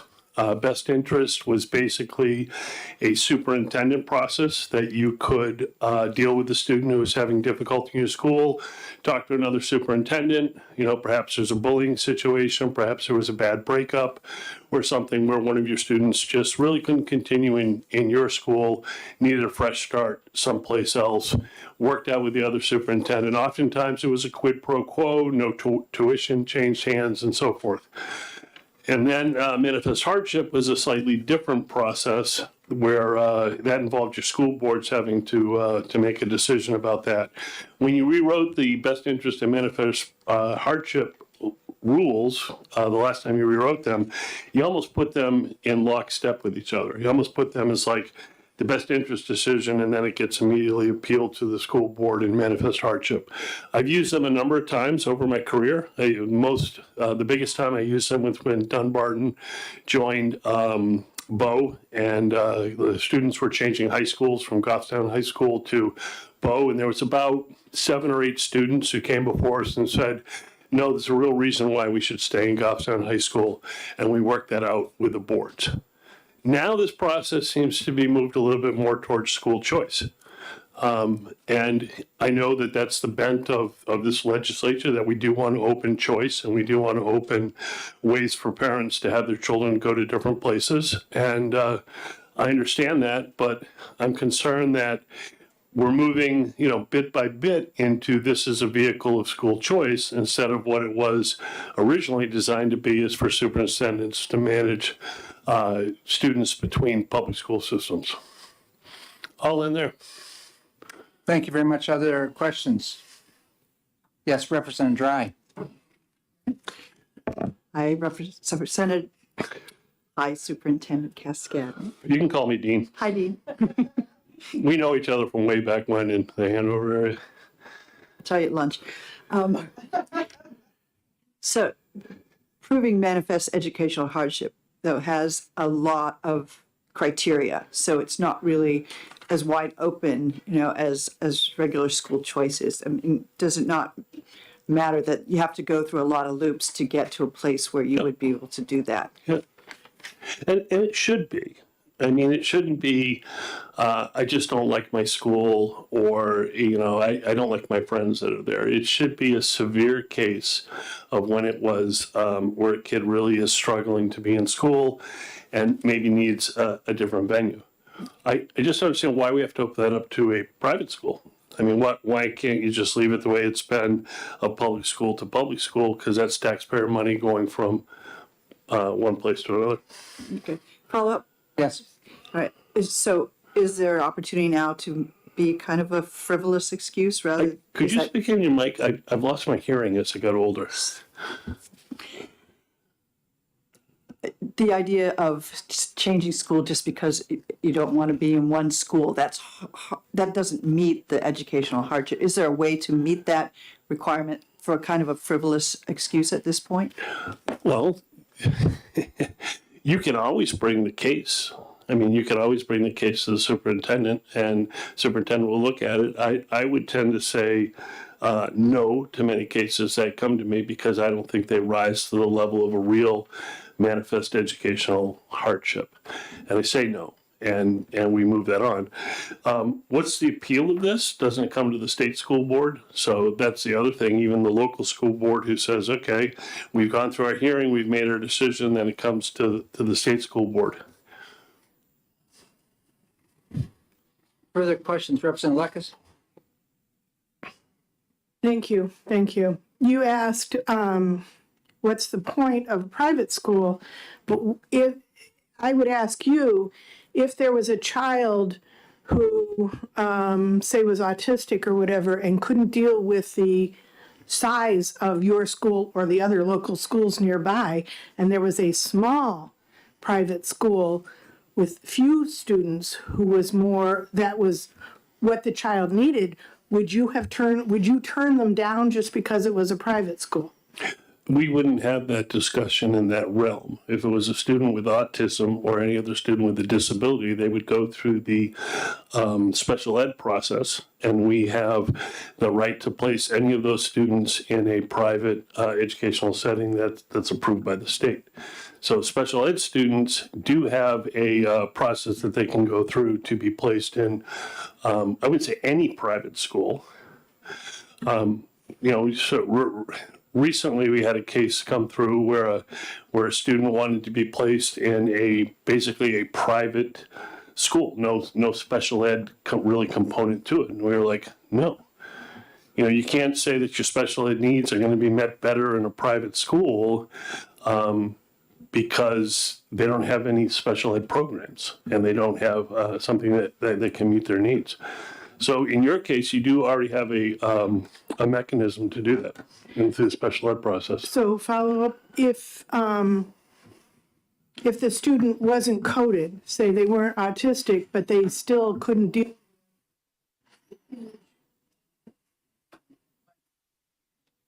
Sorry. No worries. Couldn't deal, if they still couldn't deal, even if they weren't coded as special needs, but they needed a small environment, maybe they were behavior problems with or whatever, I don't know. You would say, well, sorry, you're not coded, you don't get to go to the smaller school? Well, let's just back up a little bit. First of all, I would meet with that parents and develop a program within my own school to meet their needs. I mean, I think that's the part that you don't understand is that schools all the time are dealing with kids who have difficulty in school, creating programs, creating schools within schools, creating special things for students. And, at least in my experience, now you got to remember, Bo has resources. Bo has resources. We can do things that other schools can't.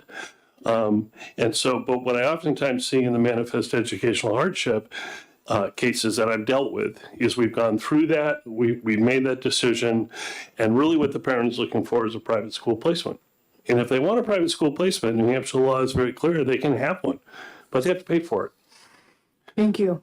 I think we're way off topic here on what this bill is about. We're talking about rulemaking for the manifest education, or best interest in manifest education portion of statute here. And when we're talking about those sections, all those parts are already in place with this verbiage. We're just talking simply the rulemaking authority given by way of that section E at the base of all the manifest education. It doesn't change the requirements for best interest, which is based on certain needs of the student, which can be made locally, or the pervasive, severe issues associated with manifest education hardship. So let's keep it to the topic, the rulemaking process. Yes. So thank you, Mr. Chair. Actually, just a comment first on what your remarks here. I've been looking at the statute as you are as well, and I know we worked together in developing this. Well, we worked with the school board association and the school board association on doing this, but it's not an easy statute to read by any means. And E is also not easy to read. But I think what this is doing, what 77 is doing, is actually not with respect to department rules, but with respect to the school board shall establish a policy consistent with the state board's rules.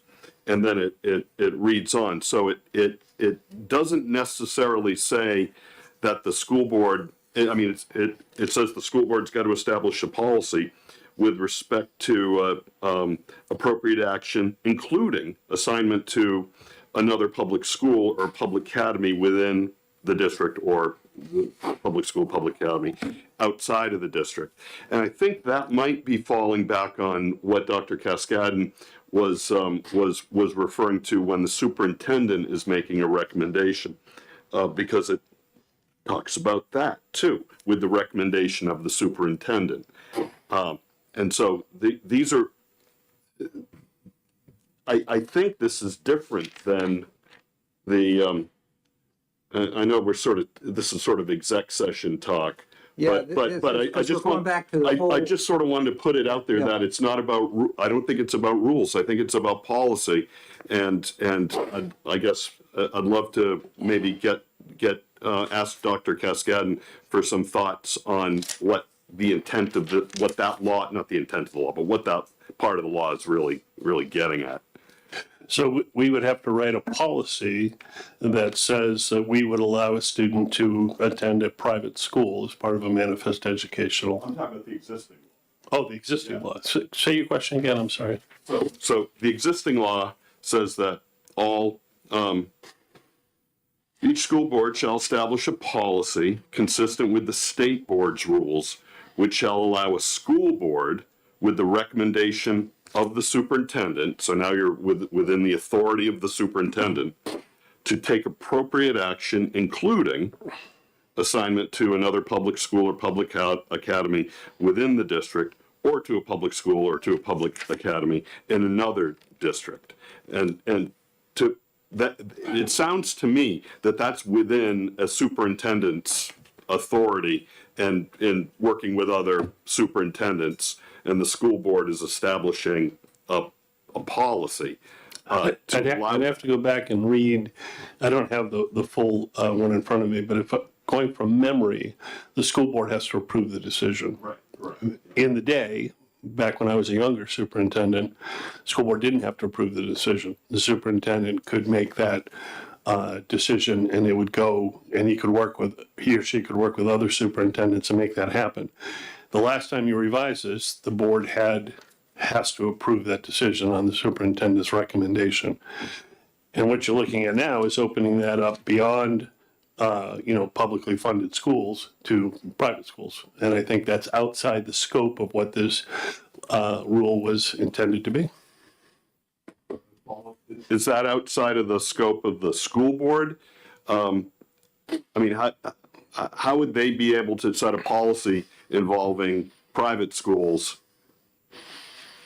Well, I think that's the point we're talking about. Right. So I'm sitting in front of my school board who collects taxes from Bow, New Hampshire, and saying we're going to send those to a private school. We're not going to send those to another school in New Hampshire. We're going to send it to a private school. Is there any quid pro quo we're going to be able to have with that private school? I just don't see it being consistent with how this statute was originally, what it was originally meant to do. I think. And that's why I brought up the school choice. We're getting way off track here, I believe. Because to get into this discussion, you're going to have to go literally through this entire process. Yes, when I was in the administrative business, just like Bruce Labs was, if I want to talk to somebody down in Plymouth, those changes occurred back and forth all the time, and they worked. It was an informal process. Yeah. However, that's not what we are in this world today. Things are really, and it's a different ballgame. So for us to start going in and looking through this whole thing again, I'm not prepared to do that on this bill. No. I'm sorry if I distracted you. Representative Cascadden. Superintendent Cascadden. Thank you. Former. Which one? It's my turn. ICE is a different entity. I think I'd asked Diana Fenton a question, and it looked like it was just language that was missing, but this, as Representative Uno pointed out, this is pertaining to the school district establishing a policy, which they can't, as you alluded to, can't make a policy that says we're gonna also provide for private school education. Whereas the other parts that include the non-public or the private entity, the law gives a school district latitude to be able to exercise that right. If the only option is the Montessori school within the district, it's a good fit with a kid, then that school board with that superintendent would have that discussion. But I think the policy making is what's the way business is done. But I think it provides latitude to do that. But when you're making a policy, you're not going to have a public policy that alludes to you're going to pay for private education. That's how I interpret the two. So that's why I'm questioning why there's even a need of this this bill, because it clearly states that if there's a private school and that's the best solution, then that can happen. But from a policy perspective, I don't think you can write a policy that says you're going to send your public money to private at this stage of the game. That's how I'm looking at it. Okay. Further discussion, or not discussion, because we're not in exec session, questions? Yeah. Yes. So thank you, Mr. Chair, and thank you, Superintendent Cascade. Does the district where you're superintendent currently have such a policy on Oh, yeah. books? You're required to have a best interest and a manifest educational hardship.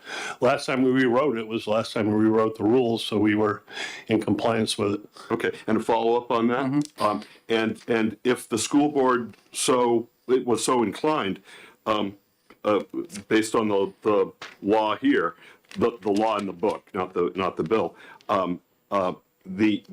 that policy would have to include assignment to another public school or public academy within the district, or to a public school or public academy in another district. But if the board were so inclined, could they include assignment to a non-public school if they had approved such non-public school? And I believe so. Yeah. I mean, I'm dealing with Gosh and Lemster right now. They have become basically a district of choice. And school boards can do pretty much what they want to do. They can violate their own policies and so forth. I think you already have it in there. What my fear is when you put this in, then a citizen saying, well, I want to send my kid to a nice little private school. I'm going to come and it's just, that's not what this was designed to be. It was not designed to be, let's pick and choose a school where we need to go. It was designed to give school administrators a chance to really deal with some issues. And so I feel, and I know I'm getting off topic and I'm sorry that I'm distracting you, but I feel it's pushing a larger agenda instead of dealing with a legitimate problem. Thank you. Further questions? Not seeing. Thank you very much. Any further pink cards on this bill? Not seeing any. I'm going to close the hearing on SB 77.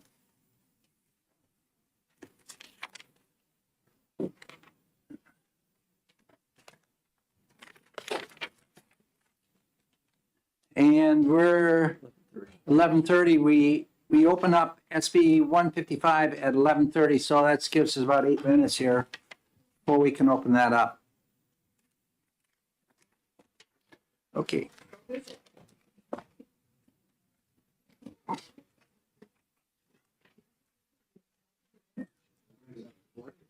Oh, thank you. Which one is that?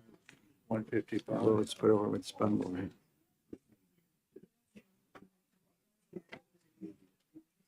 Gonna have to cut that down.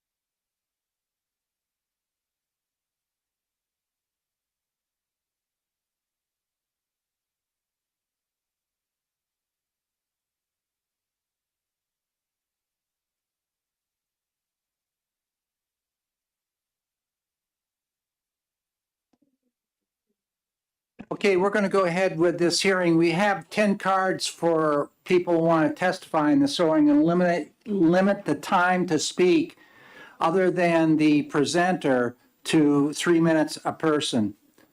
So if people have written testimony, could you please try to summarize where you are on that? So with that, I'd like to welcome for SB 155, this is relative to the adoption of school administrative unit budgets, Grant Bossy. Thank you, Mr. Chairman, members of the committee. I remain Grant Bossy from the New Hampshire Senate, introducing Senate Bill 155 on behalf of its prime sponsor, Senator Kevin Avard. I will not need more than 3 minutes. Over the past 20 years, spending on education has grown dramatically, even as the number of students in New Hampshire schools has fallen. Administrative costs have gone up faster than almost any other piece of local school budgets. Senator Avard believes that local voters should have more direct control over the cost of school administration. SB 155 would require the annual SAU budget be a separate warrant article from the school's operating budget. This is in line with New Hampshire's tradition of direct democracy, where voters make independent decisions on various budget proposals. I just voted on my school district budget on Tuesday. In towns sharing an SAU, voters would consider warrant articles on each town's piece of that SAU budget. Given administrative budgets their own place on the town ballot would increase transparency and accountability. Senator Avard thanks you for your consideration and asks for your support of Senate Bill 155. Thank you. And once again, if you have any questions, I can get them to Senator Avard to answer. Right, thank you. We'll hold our, do you have a question for Mr. Bossy? I have a question for him to pass on to the senator. Okay. And my question is, if that is the purpose of this, and you're talking about local control, et cetera, why why shall it not be amended or changed in any way prior to the vote at a town meeting when that's kind of what's supposed to happen at a town meeting? Is the town weighs in on such things and makes such changes as a group that they see is more advantageous. So that's my question. All right, is there a particular line in the bill that I could reference? Yeah, that would be, well, it's 12 through 15 and particular line 14. Page 2, I'm sorry, yes. I will ask Senator Avard and have him get an answer back to the committee. Thank you. Thank you. Thank you very much. I'd like to welcome Representative Sellers.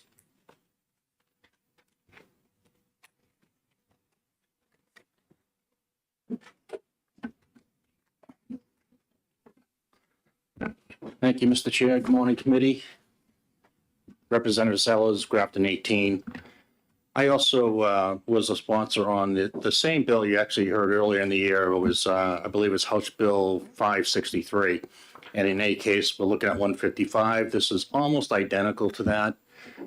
But what I want to show is a couple things under my belt here. I have almost 7 years of budgeting experience. 3 of those years have been with the school. So I'm aware of how budgets work with the school. Also, our school district actually uses an SB2 type format. So I understand how that works as well. I did send you all an email last night, very short, so you don't have to read more than 4 or 5 lines, and I hope you had a chance to look at that. But what I want to say on this is it just gives more transparency to the voters. That's what it does by separating it into a separate warrant article.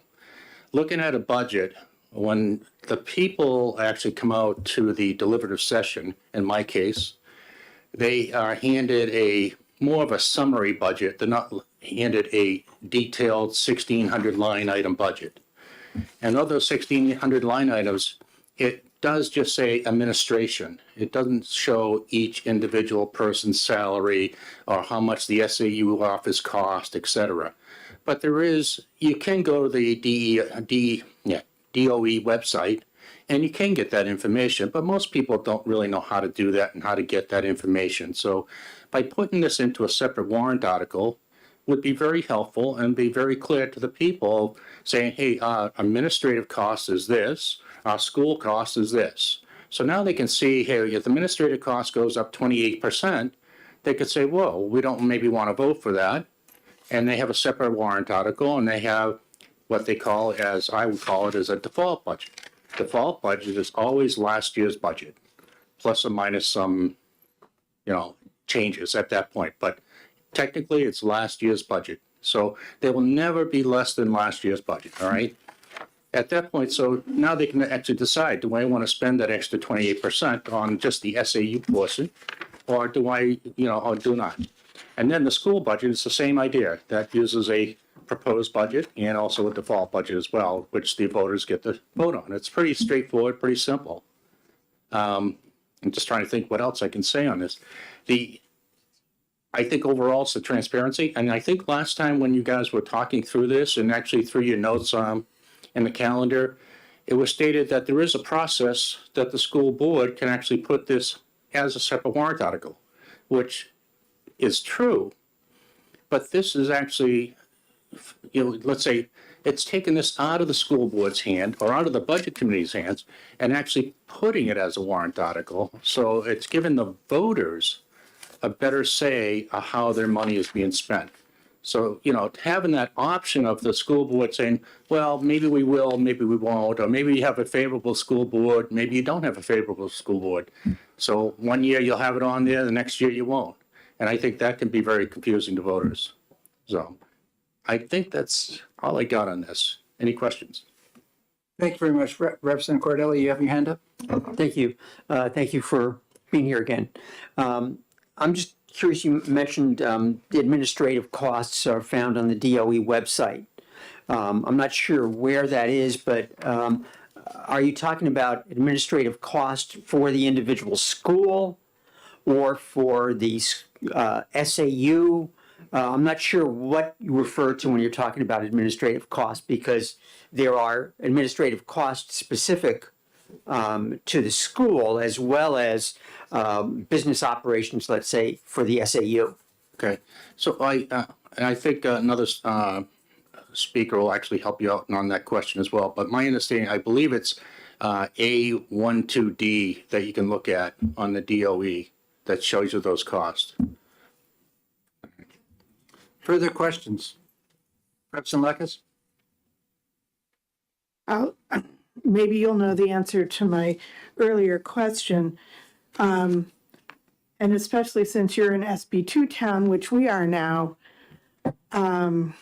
we can amend that in deliberative session. And I'm wondering why it's being taken out of town meeting, because I know when we had town meeting, there were times when the school board asked for A, and we were not willing to give them A, but we were willing to give them more than the default budget, and we came to a compromise that everybody agreed on. And I'm wondering why that you've taken that ability out, so it's now either up or down, which, it seems like it would be better for the taxpayers to be able to say, we're not willing to give 28%, but we're willing to give 14%, and everybody votes on that and it's positive, as opposed to 28% no. So I can answer that question for you. In our case, we are an SB2 town, all right, or an SB2 school board, a school.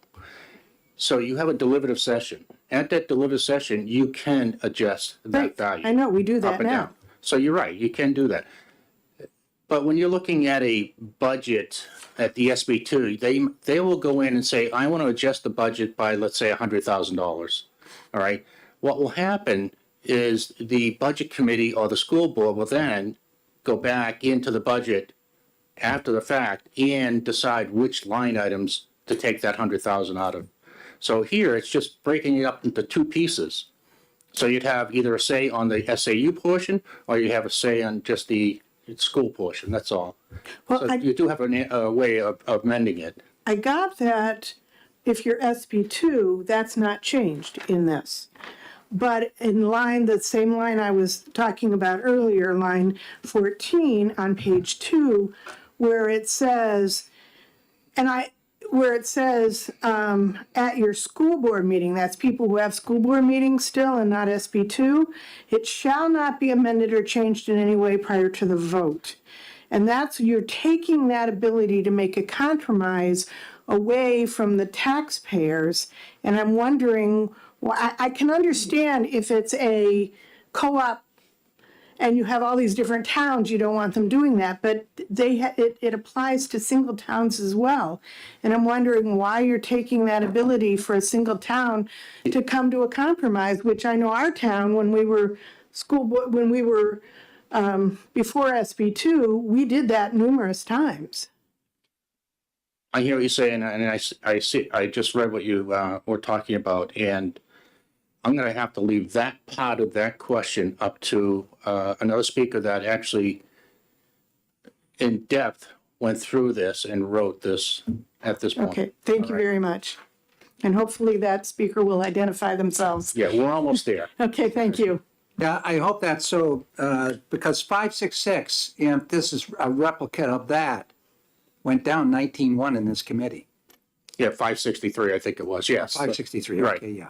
Yeah. And you're right, and I was disappointed because I thought it would give more clarity, and I think the reason that I saw in the calendar was because there was a way that the school board could already put that on as a separate warrant article.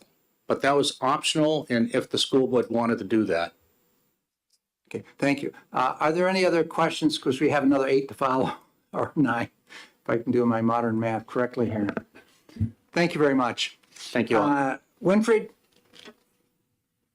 All set? Yeah, we're good.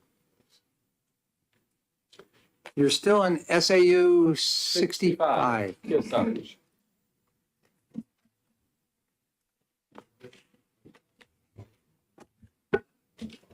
Thank you, Chairman Lyon. And we have passed out your Okay. paperwork. Yeah, so I'll be brief. I know it's 3 minutes. Members of the Education Committee, I come before you to oppose Senate Bill 155. Senate Bill 155 seeks to force school districts to develop and present a separate warrant article for the budget of the school administrative unit. I represent Kearsarge and the towns of Bradford, Newbury, New London, Springfield, Sutton, Warner, and Wilmot. And we have chosen to include the SAU budget as part of our district budget since the inception of the school district and the SAU. Voters have always been informed about the costs of the SAU. They are fully aware and clear about the total expenses that we propose, and they actively execute their right to provide input, feedback, and make modifications during the deliberative session, both working with the school board and the municipal budget committee. Districts are free to create, as was mentioned earlier, warrant articles that are separate for any of the budget items they wish to bring before the legislative body to vote on. Those districts and SAUs are free to continue that practice with or without the passage of Senate Bill 155. For districts like mine that have chosen to include their SAU expenses in the overall budget, SB 155 does nothing but cast an additional burden on the operations of the district. I do not see any improvement there. It does not help the current practice. There's also no increase in efficiency. There's no additional transparency for the citizens of the district. On the contrary, the bill solves a problem that doesn't exist. It forces school board members and municipal budget committee members to develop 3 budgets instead of 1. And it does nothing to improve the quality of education in Kearsarge. In fact, it does have the potential to limit and hamper the ability for the district or the SAU to hire appropriate and skilled personnel to lead the organization. If that happens through retirement, the relocation, or taking other positions in other districts, and we need to then replace those positions after the budgets are passed. So you should be hopefully primarily concerned about finding ways to effectively and efficiently support education of our children in New Hampshire, and hopefully not make it more cumbersome for public schools to serve the public. I urge you to vote against SB 155, as you have done in the past with the House bill. Thank you very much. Are there questions for the superintendent? Yes, Representative Dry. Thank you, Mr. Chairman. Thank you for taking my question. Following up on what Representative Lekes was asking, when it's presented as law, in your budget, is there an opportunity for the deliberative body there to change any of the numbers, or is it just transparency? Absolutely, and they have in the past. We also have two budgets that the MBC, the Municipal Budget Committee, presents, and the school board present in deliberative session. Changes can be made. We had just recently one disagreement between MBC and school board over one administrative position that was presented, it was debated, and in fact, the lower budget was passed then in our district. We are SB2 to the extent that we have our own charter.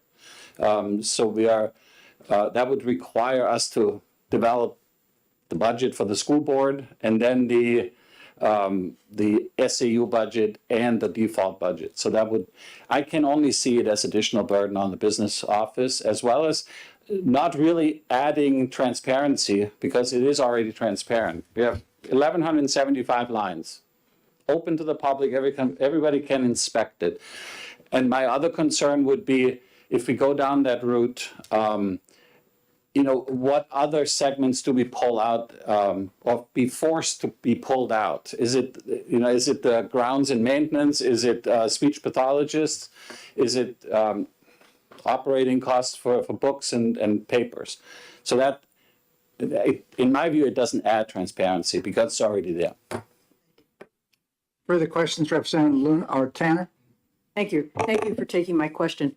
So you have the budget with you today, that stapled group. Is that available at all meetings and is it available in the town report, school report that's given out to all taxpayers? And is it available to budget committee people? I mean, where is it not available, I guess? Is there any way that it's kept from the public? Absolutely not. Any member of the public in district or from anywhere else can request that information. It's posted on our website. It's available. Copies are available. And in fact, people from the public do come to our budget preparation meetings and can ask and do ask many questions about specific expenses that are of their concern. Superintendent, have you tried to estimate what this would cost you as a district in terms of additional administrative costs? That's hard to estimate. It would be an additional meeting time for MBC and board. It would be additional time for the business office to separate that out, prepare that. Hard to put a dollar figure with that, but it's again one of those many things that, you know, we will do if we are told to do that, but it adds administrative costs. There's no doubt about it. Thank you. Further questions? Not seeing. Thank you very much. Thank you for your time. I'd like to invite Jerry Frew.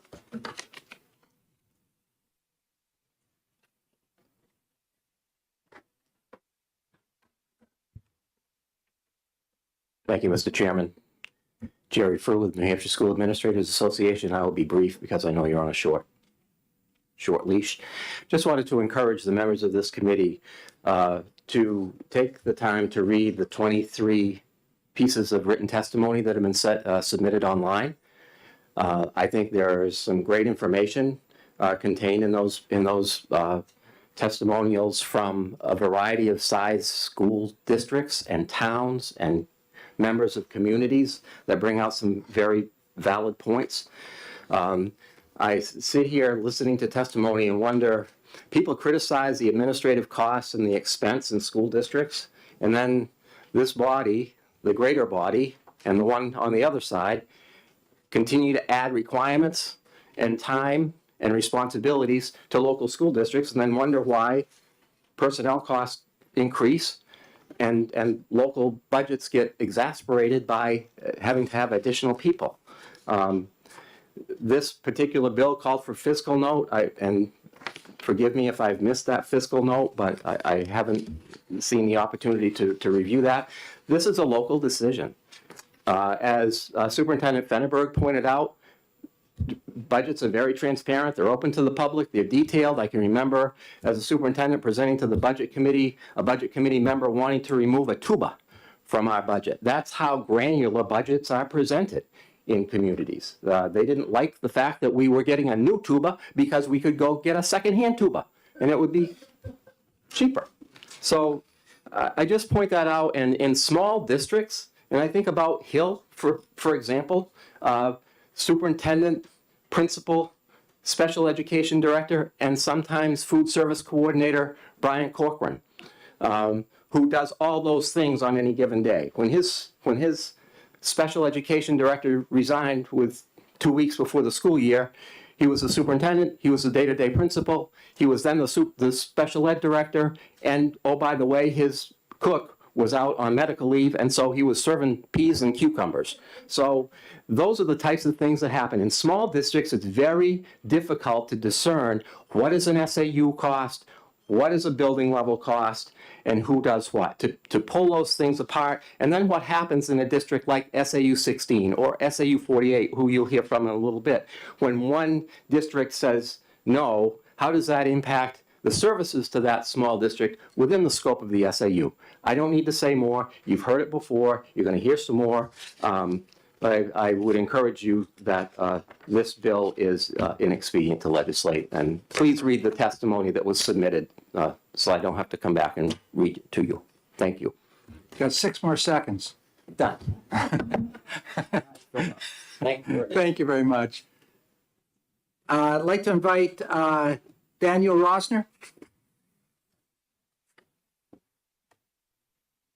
And we also passed out the testimony both ways. Thank you, Chairman Ladd and honorable members of the committee. You have my written testimony, as the chairman just indicated. So my comments today will be brief. As the chairman said, my name is Daniel Rosner.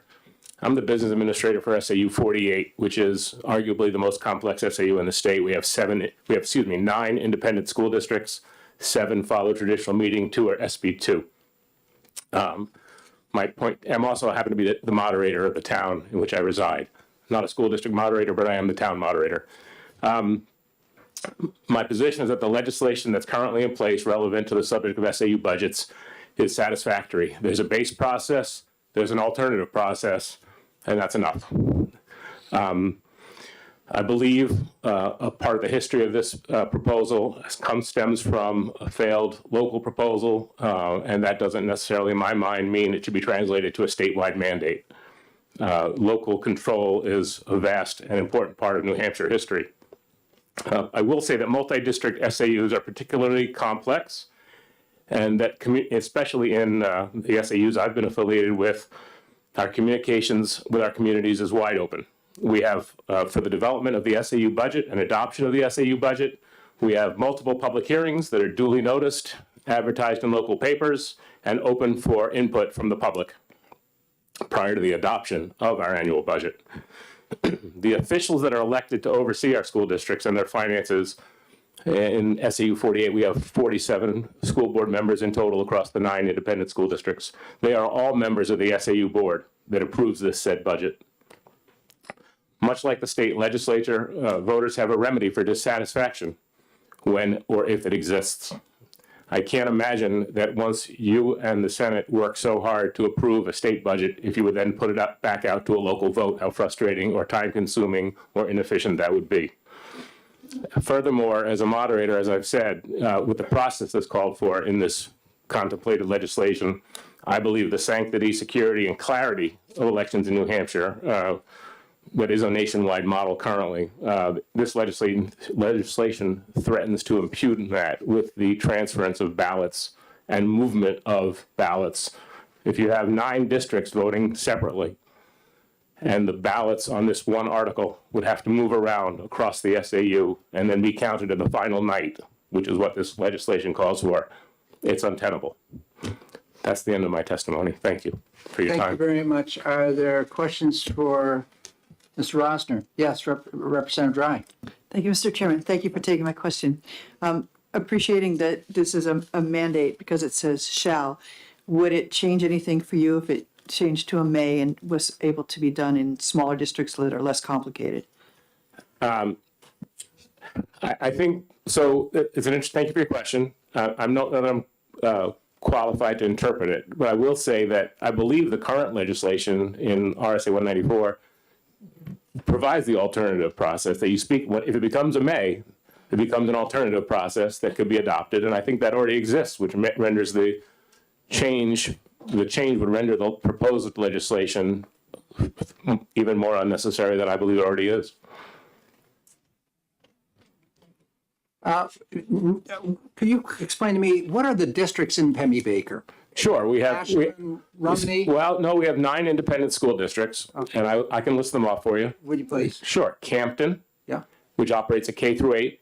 yeah, Ellsworth, which is a tiny little district, Yeah. doesn't operate a school, tuitions its students to various districts within the SAU.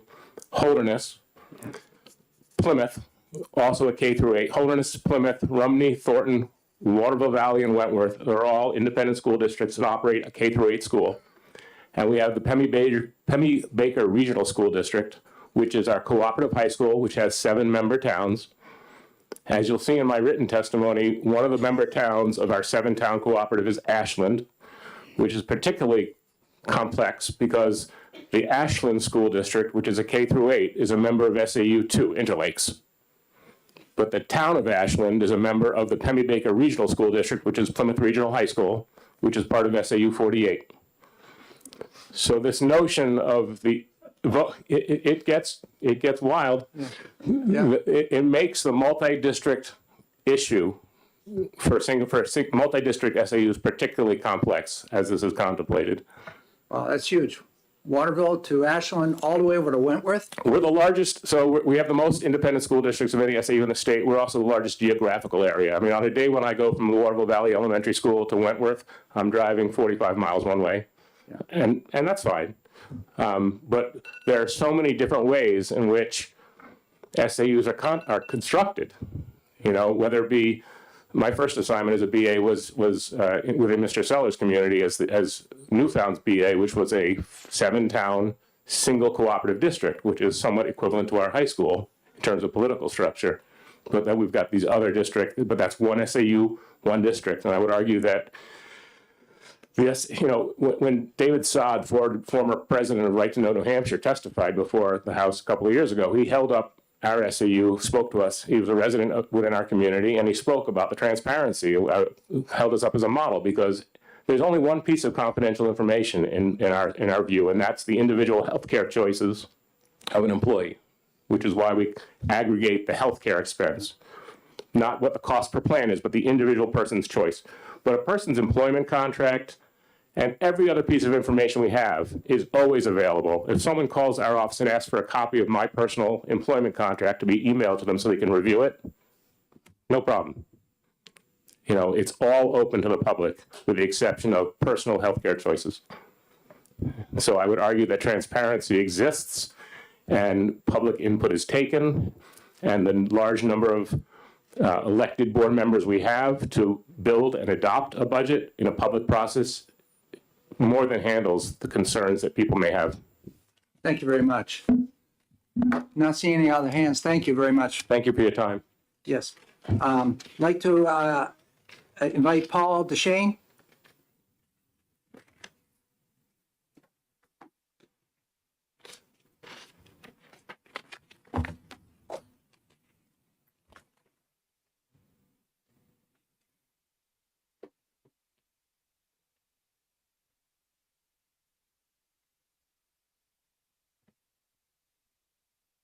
Good morning, good afternoon, that's your wish, but close enough. Thank you very much. My name is Paul DeShane. I'm a project manager with the town of Newington, and I've been asked on behalf of the Board of Selectmen of Newington to appear before you to speak about Senate Bill 155. Although I'm not prepared to necessarily answer any questions relative to the bill as presented, I am suggesting, or at the behest of the board, to contemplate an amendment. And that amendment is on the back side of the material I just sent. And you also should have received this via email. The town of Newington finds itself in a perplexing situation in regards to the SAU 50, by which it belongs. And perplexing point is that, as we understand the statute as drafted currently, we're not permitted to talk about necessarily changing with our member communities and as participants, the methodology by which we fund our SAU. There is a process under RSA 94C2 that speaks to creating a planning committee, and that planning committee is authorized to discuss a reorganization of the SAU or withdrawals, establishments, operations, constructions of facilities, and possibly curricula. But it does not permit the discussion of funding. And the reason being is because of the statute that's being contemplated being amended today. 94C9(2) prescribes that the method by which SAUs are funded is half on the membership's attendance and half on the assessed value of the member communities. That's it. It's a top-down definitive statement. The town of Newington would like to enter a conversation with our member communities about alternate means of funding that. So hence the red line sentence or phrase we're proposing to add to the bill if you are so inclined. I would note that if you look at the cooperative school district statute 195.7 subsection 1C, there is language of this. Some other formula offered by the cooperative school district school board with the board's recommendation adopted by the cooperative school district and approved by the state board of education. So cooperative school districts have that ability. But for some reason, SAUs do not. We're locked into this one half funding mechanism. Now, why is that important? Many communities feel unjustly harmed by this edict in the statute. In Newington's case, 36% of our assessed value is in utilities. Now, the utilities are already paying the full boat of the statewide education tax. The $6.60 originally done over 10 years ago, as compared to the $1.27 that the rest of the community pays. So their harm is amplified because not only do they have to pay the $6.60, but now because Newington has a higher valuation than many of its SAU members, it has a disproportionate share of the cost in supporting SAU. So we would like to have at least the ability to discuss with our members that unfairness and to see if there's a way to resolve it. I'll leave it at that. Thank you very much. Are there questions? Thank you. Thank you. Eric Power?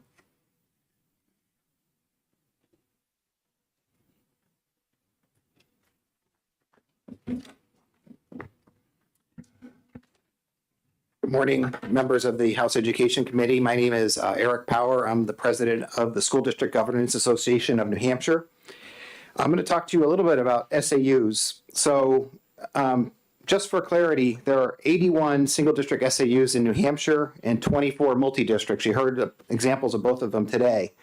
Every single SAU has to file what they call this Form A12D, Central Office Personnel, that identifies who's in their SAU. No matter what kind of SAU you are. That has to go to the Department of Education. It talks about full-time equivalents. So everybody has to do this already.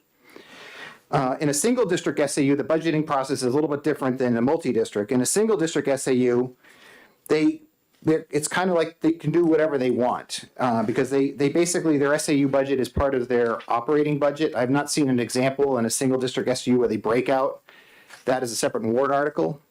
And it varies greatly. In a review of about a dozen of these single district SAUs, there were some that cleanly broke out SAU costs, but many, about 3/4 did not. They rolled salaries with all the rest of the salaries, they rolled benefits into other things, so you couldn't actually tell.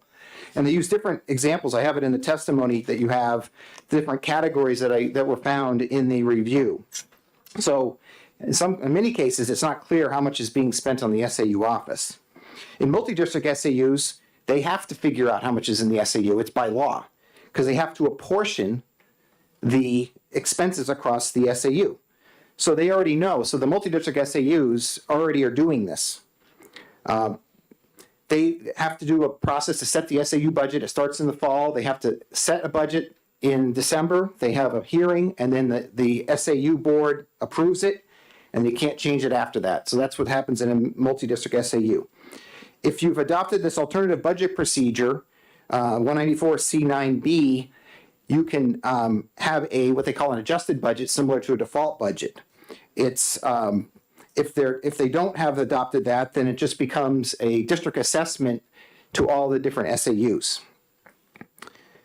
The alternative budget procedure is available, but it's only available to the 24 multi-district SAUs for one thing, and currently it's only been adopted by 3 that's currently in effect. But what it does do is it provides a choice between a proposed SAU budget and an adjusted budget for all the voters. So all the voters in each of the district meetings, whether it's SB2 or traditional, vote on this, and then as each meeting happens, the results are announced, and then they're tallied at the end. Majority wins. If the majority chooses the proposed budget, you get the proposed budget. If it doesn't, you get the default budget. It's difficult to adopt this alternative budget procedure because you have to have, typically it comes from citizens, so it's a citizens petition warrant article in every district. And it's easier for a school board to rescind it, and that has happened. We've already heard about current education spending trends, so I'll skip that. But the idea here is that requiring the budget and balloting procedure to be used for all school districts really ensures that all school districts, and especially single district SAUs, make it clear to the voters how much they're spending. And that gives voters a choice. There was talk about extra efforts. Yes, there's a little bit of extra effort, but you already know who's in your SAU because you have to file that form with the Department of Education. So the multi-districts are already doing this. The 24 are doing, 81 aren't. So by providing this budget process to all SAUs, it's going to be more transparent. It's going to give voters a choice when they have the ballot vote at their district meeting. And when there's more scrutiny on the budget, you tend to have more responsible and sustainable budgets. And I also mentioned I'm in one of the school districts that has this alternative budget procedure, so I can speak to it in detail if anybody has any questions. So I'd recommend that the House Education Committee take a look at this bill, read the testimony. I'd also mention some of the testimony that's online talks from single district SAUs. They talk about how they can't separate the costs. But the multi-districts are already doing this, so there's a little bit of discontinuity there. So I would recommend OTP on SB 155, and I'd be happy to take any questions. Thank you. Are there any questions from the committee? Yes, Representative Tanner? Thank you.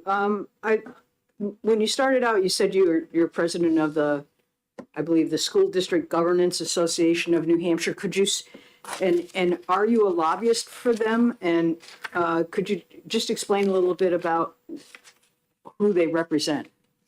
So the School District Governance Association is a nonprofit, New Hampshire nonprofit group. Nobody is paid. We're all volunteers, so we're not lobbyists if we're not paid.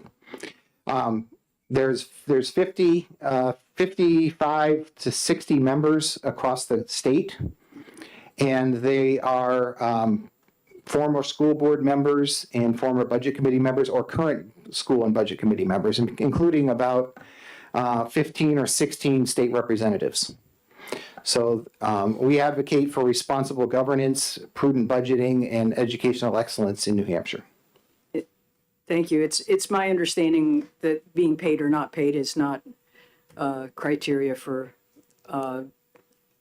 difference between a lobbyist and a citizen coming and talking to us. But thank you. Further questions from the committee?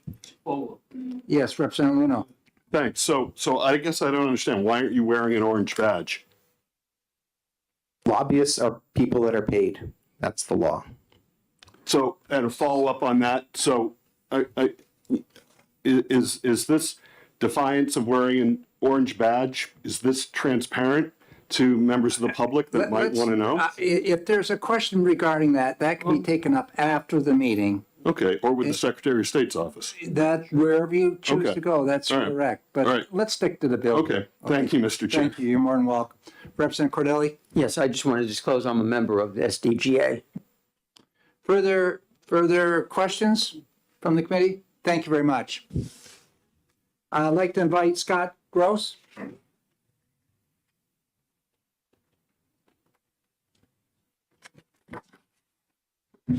Good afternoon, everyone. Mr. Chairman, thank you. My name is Scott Gross. I am the business administrator for SAU 19, represents Goffstown and New Boston, multi-district. When I heard about this bill and then I read through it, as somebody who has to deal with this day to day, you asked before, what are the financial impacts? What are the administrative impacts? I'm here for any questions you may have, but I will share with you that I interpret this text and I have to apply it each and every day, every single law. And this particular change of legislation is extremely confusing to me. So I'm going to clarify for a few things. One, it talks about a default type budget, not really defined, or contracts ensuing. And that is on, let me see, whatever page that, I'm trying to think of the page that was. Well, the DRA helps determine what's in the default. There are statutes that determine what's in the default. Currently, on a school district, if it's a contract, it has to be approved by the legislative body, not just simply by a contract that I have. But this is unclear. Would I have contracts with each and every secretary in the SAU, assistant superintendent, facilities director, you name it? So that would be part of a default going forward? I don't know. Does a contract with a fuel company for 2 years constitute a contract? Don't know. And it's somewhat ambiguous. So you're asking me as the business administrator to uphold the laws that you create, but there's just not a whole lot of clarity. In my role, there's a lot of gray. In this particular statute, and the gentleman behind me had mentioned about 1/2 ADM, 1/2 equalized assessed valuation. Well, that's kind of easy. So when I do the allocation of expenses, I can follow a formula. Pretty simple. On this one, not so simple. And a lot of it is subject to interpretation, my interpretation and every other business administrator in the state of New Hampshire. So that's, again, very, very complicated. I don't know if the Department of Revenue has been involved in this. I have to post all of my forms on the DRA website. Is this going to be on that, or have they been consulted on this bill? I don't know. I don't know if the New Hampshire Education Department has been involved in this. There are legal consequences of this. You look at the issue of ballots, and that's my second one. So I am also an election official in Goffstown. Just did that 2 nights ago. Was up until 1 in the morning. And what I can tell you is that this is also really problematic. I can't even determine from reading it twice whether or not is it the majority of votes in each individual town have to pass in both towns, or is it the majority of all towns? In the statute, it talks about a weighted vote for SAUs, for the SAU board. So in my community, Goffstown pays 78% of the appropriation. New Boston pays 22%. If there was ever an issue, they could take a weighted vote. I can't recall the last time they've done that, except for maybe 20 years ago. Does the same weighted vote principle apply here in the election? Because arguably Goffstown is paying 78% of the freight, but yet if the voters in, say, New Boston decide that they're not in favor of it, is that fair? Don't know. Ambiguous. So I think this is another one of these bills, quite honestly, that is just really needs a whole lot more work, respectfully. And I think in hearing all the testimony, sometimes working groups are better. If you're looking for transparency, maybe there's other ways of doing that. You want more local control, maybe other ways of doing this, but I would respectfully ask that that you take a pass on this bill and not approve it. So thank you very much. Thank you very much. Are there questions from the committee? Not seeing any. Thank you very much. Thank you. Dean Cascadden?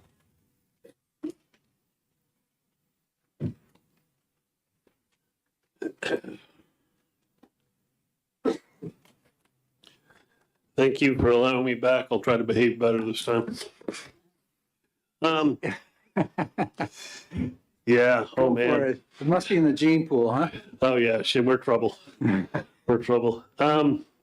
We are I worked at Newfound, I've worked at SAU 36, both cooperative boards. And when I first started working at Bow, we were a single district and we brought on Dunbarton. So to form our SAU budget in November, we have an SAU meeting where we propose that budget. Anyone can come to that meeting. The SAU board is composed of the full members of the Dunbarton and Bow board. So that's 10 members, and we sit and we go over the budget. There's very little money in that budget. You know, people keep asking me, hey, Dr. Cascade, will you buy this for me? I don't have any money. We have a $36 million budget between Dunbarton and Bow. The SAU is $1.3 million. It supports 7 people. The superintendent, the business administrator, the special ed director, the curriculum director, Rose, who comes in on Wednesdays, does all our books, and 2 secretaries. That's it. We're in the high school, so we don't have any building costs or anything like that. And you know, you're talking, and we're a regular town meeting in both districts. We don't do default budgets, and you're taking an alternative methodology and saying everyone's got to do the alternative methodology. Why? If you want to do this methodology, you can adopt it and you can go forward with it. On a larger scale, and you know I like talking about larger scales, you're all representatives. You've been duly elected and people trust you to make good decisions. That's the same as a school board. They're duly elected. They're trusted to make good decisions. If you don't like the decisions your school board is making, vote them out the next time you have an election. The idea that the only way that we can control costs is to put it out for direct democracy goes against what this country is founded on. We're not a direct democracy. We're a representative republic. I think I got that right. I wasn't a history major. But we're representative. And if you don't like the decisions that are being made in your local school board, then vote them out and get someone else in there. So we have that 10-member meeting in November. We propose the budget. It's put out on our website. You don't even have to find it. It's right there. You can go through it. Pretty transparent. We get 7 people, put their names on everything that happens. And then we adopt the budget in December, usually with very few changes. And then we apportion it out to the 2 districts and we start talking about the $36 million. So let's talk about this concept of default year to year. One employee changes in my office and goes from a wave insurance to a family insurance. That's about a $20,000 change. I don't have $20,000 to find in our budget because we have contracts with everyone else there. And so we have to be very careful about that sort of thing, the way we budget. We're lucky that SAUs are allowed to carry over a fund balance year to year. You're not in your district, but your SAU is. The SAU has been prudently budgeting to make sure that they're able to take care of things. The other big thing in our SAU budget is the legal budget. You know, we have to hire our lawyers for negotiations and so forth. And if you have a year where you have a bunch of negotiations or you get sued on something, that legal budget goes up and you've got to find it within your SAU budget. There just isn't a whole lot of room. So I don't understand what the need for this is. You know, I'm North Country. If it's not broken, don't fix it. I mean, what are you trying to fix? You can already adopt this process if you want to in the present law.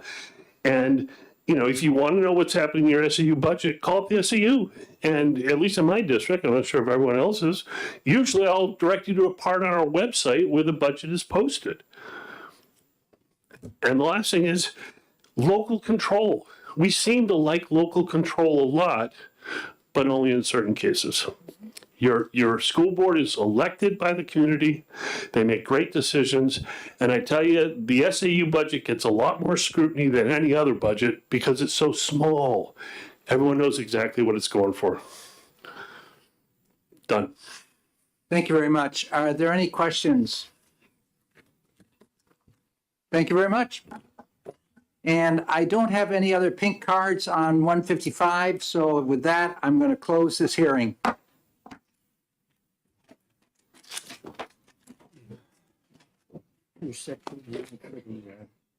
Work session meeting with teachers at this time. Yeah, we can do that. Yeah. Let's see if we can get, yeah. Yes, Bill. So as a committee, what we'll do, because we've canceled the 1 o'clock to another day, 272. But we do want to put a little bit of time to start talking about the side-by-sides we got for 266. So we'll start that at 1:15, and go for about a half hour to get some kind of a course and organization to where we're going to go and how we're going to handle it. And then we'll stop at the next hearing which follows, and that should be it for the day. Yeah.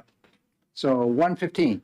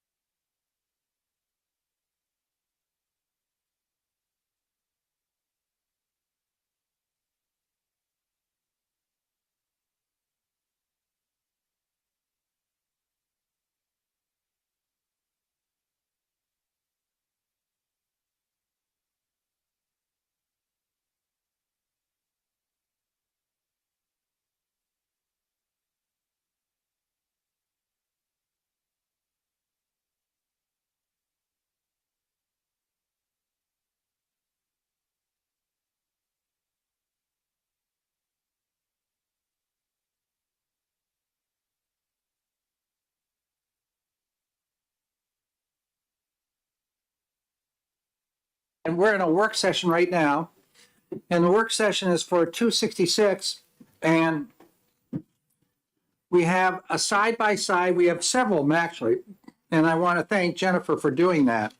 I know that took hours and hours of work, days and days. And so we have one that shows you it looks at the current law and the version as introduced, and some notes in the side. There's another one which is has a lot of reference to numbers and lines and all that, and identifies, correct me if I'm wrong, Jennifer, but the areas which are highlighted or darker are areas that are not reflected or missed. That I did not locate in. Yeah, you didn't see it there. Okay. So that will, attract us to it as well. Mm-hmm.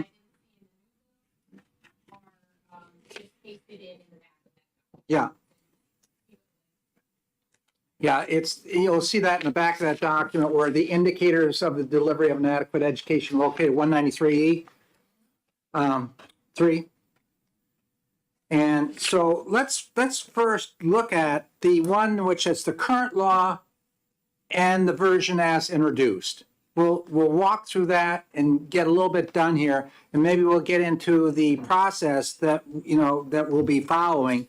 And this is not going to be a quick deal. This is going to take some time. That's why we need to start this off right off.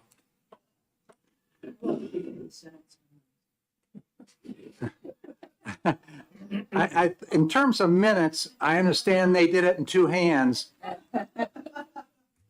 And so that's remarkable that they're so quick at it. But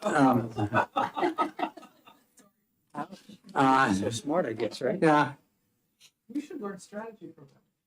We should get healthy. yeah. So let's look at page 1 there, where we see on 193C:1, the statement of purpose for this section of law and for 266. It says on the right, this section is identical in both versions. So I don't think there's need that we address that page 1. It looks, and I read through it. I know Jen has done the same thing. The same thing for page 2. So everything that's in the law is in this version as it's written in law currently. Then we go to page 3 and we start to see some things which I think will, cause some questioning. The term at the top of page 3 where it says committee means the legislative oversight committee established to review the statewide education improvement and assessment program. That's been removed. Does it make a difference one way or the other? I don't know, but we're talking about us, the legislative oversight committee. And if that's removed somewhere, then I would ask the question, why? Jen? The definition is there because they moved that committee from chapter 193C to chapter 193E.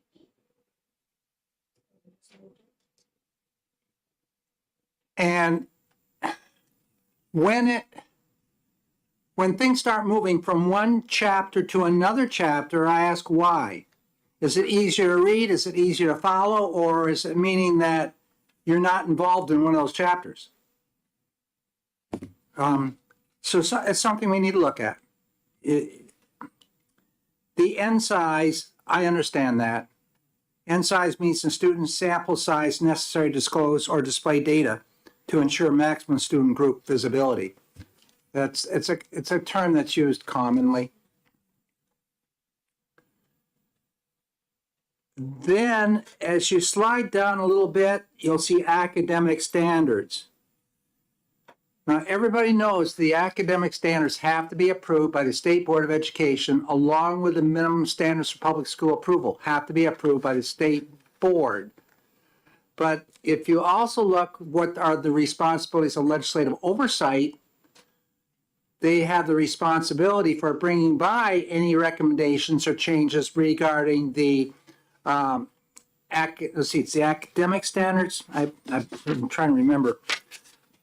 The academic standards has to come to us.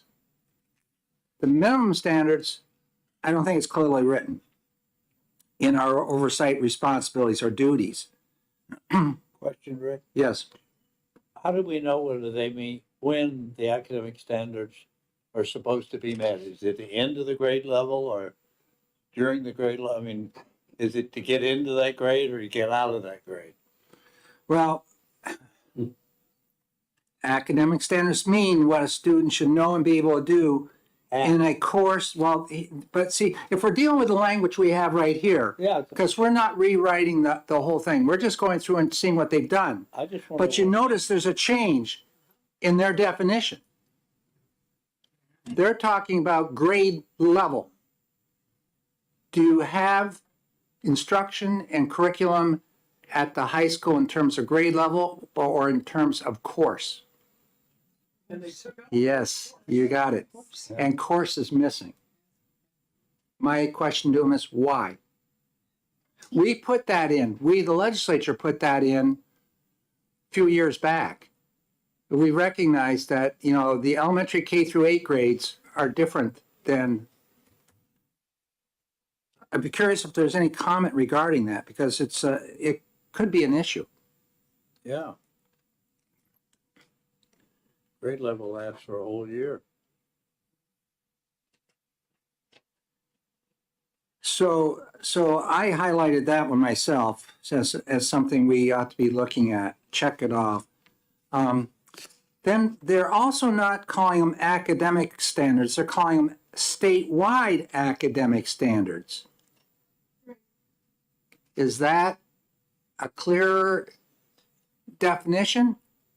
Or is that a confusing definition now? What's the difference between academic standards and statewide academic? So why do you need them both? Where do they use them?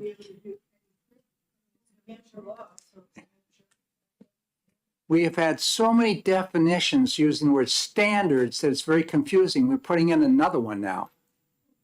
It seemed like if it stayed the way they proposed, that one would have a choice about using some other academic standard than the statewide standards. Yes, true. So, like, what other academic standard and why wouldn't we just use the statewide ones? What's the purpose of that? So this raises a question. Yeah. So that's another thing we ought to be checking off. We wonder about that. So you can go down through this, you can see almost there's going to be this type of discussion just about in every page we're going to go to. Yeah. On testing entity. Yeah. Is there a question there?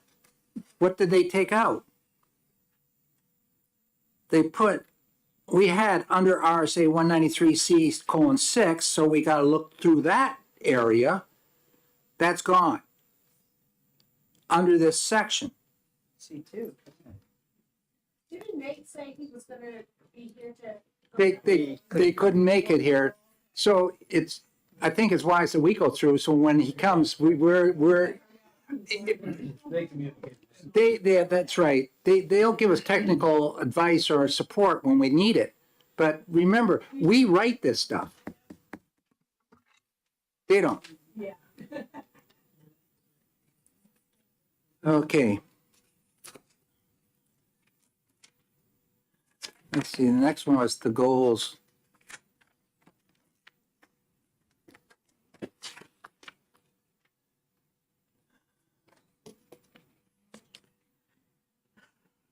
Adds a reference to Oversight Committee proposed to be moved to Chapter 193E.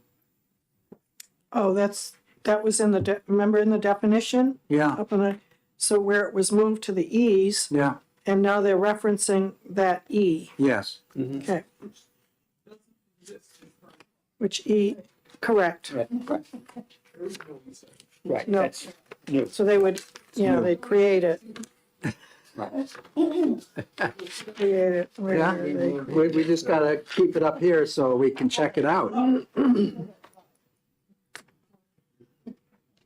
If you go to page 4, SB 2266 changes open-ended performance tasks to other item types identified by the department and testing entity as necessary, as Jen has written. You notice right there on the current side, under Roman 2, there's a C, other open-ended performance tasks. These are assessment instruments we use to identify whether somebody's measuring up to those minimum competencies. And we know there's the statewide assessment. There's other ways of doing it as well. We have performance-based assessment, and that's what that is, open-ended performance tests. So they're taking out performance-based testing. Student measurement assessment. They use this term testing entity. What does that mean? What does it mean? Testing entity, whoever they contract with for the state. Okay, so if they contract with, say, I don't know, Measured Progress, that would be the entity for testing. Okay, Now, you recall when we had PACE, yes, PACE districts. that we had PACE districts, and that was, Yeah. oh, you want me to see what the PACE means? That was when PBAS first Yeah. was being tested out. It was another way that a number of districts were looking at competencies and as Representative Cascading, being able to test out of that and move to the next level Yeah. of competency without having to have the statewide assessment do that number for them. We had to get approval from the federal government to do that Yeah. in our waiver. Yeah, there were eight districts in the pilot program. Yeah, Yeah. that was a pilot. Yeah. Yep. Nationally known for that development of that program. So does that program still operate? I don't know. Representative Cordelli here. I don't know. I don't know. haven't heard- I mean, there's no oversight. I think, I mean, That's there's no leadership for that. I think when ESSA came in, Yeah, probably so. it out. But see, they've got other item types identified. I don't know what that really means. Is that some other kind of a test, or is that some kind of a portfolio, or some kind of a performance of some kind? When it's the choice test, right? We want, to produce answers to questions rather than to select from an array of answers. That wipes out multiple choice tests. So they have to come up with something else. Well, but also, I think they're opening it up to not just other open-ended performance tasks, but that would open it up to like portfolios and stuff. Yeah, I was just thinking that. What's open-ended mean? See, in, That would be like an essay question. Would be an Probably. open-ended task, would not be like a narrative response. yeah. I just wrote down other performance tasks to appropriately measure student learning. But it's Marine Corps schools. they Other have- performance tasks.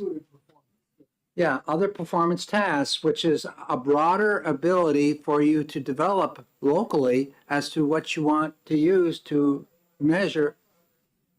But some systems use things that don't have solutions to test your response to a set of crises or criteria or whatever. And there is no solution. They want to see how you respond to it. Put a grade on that.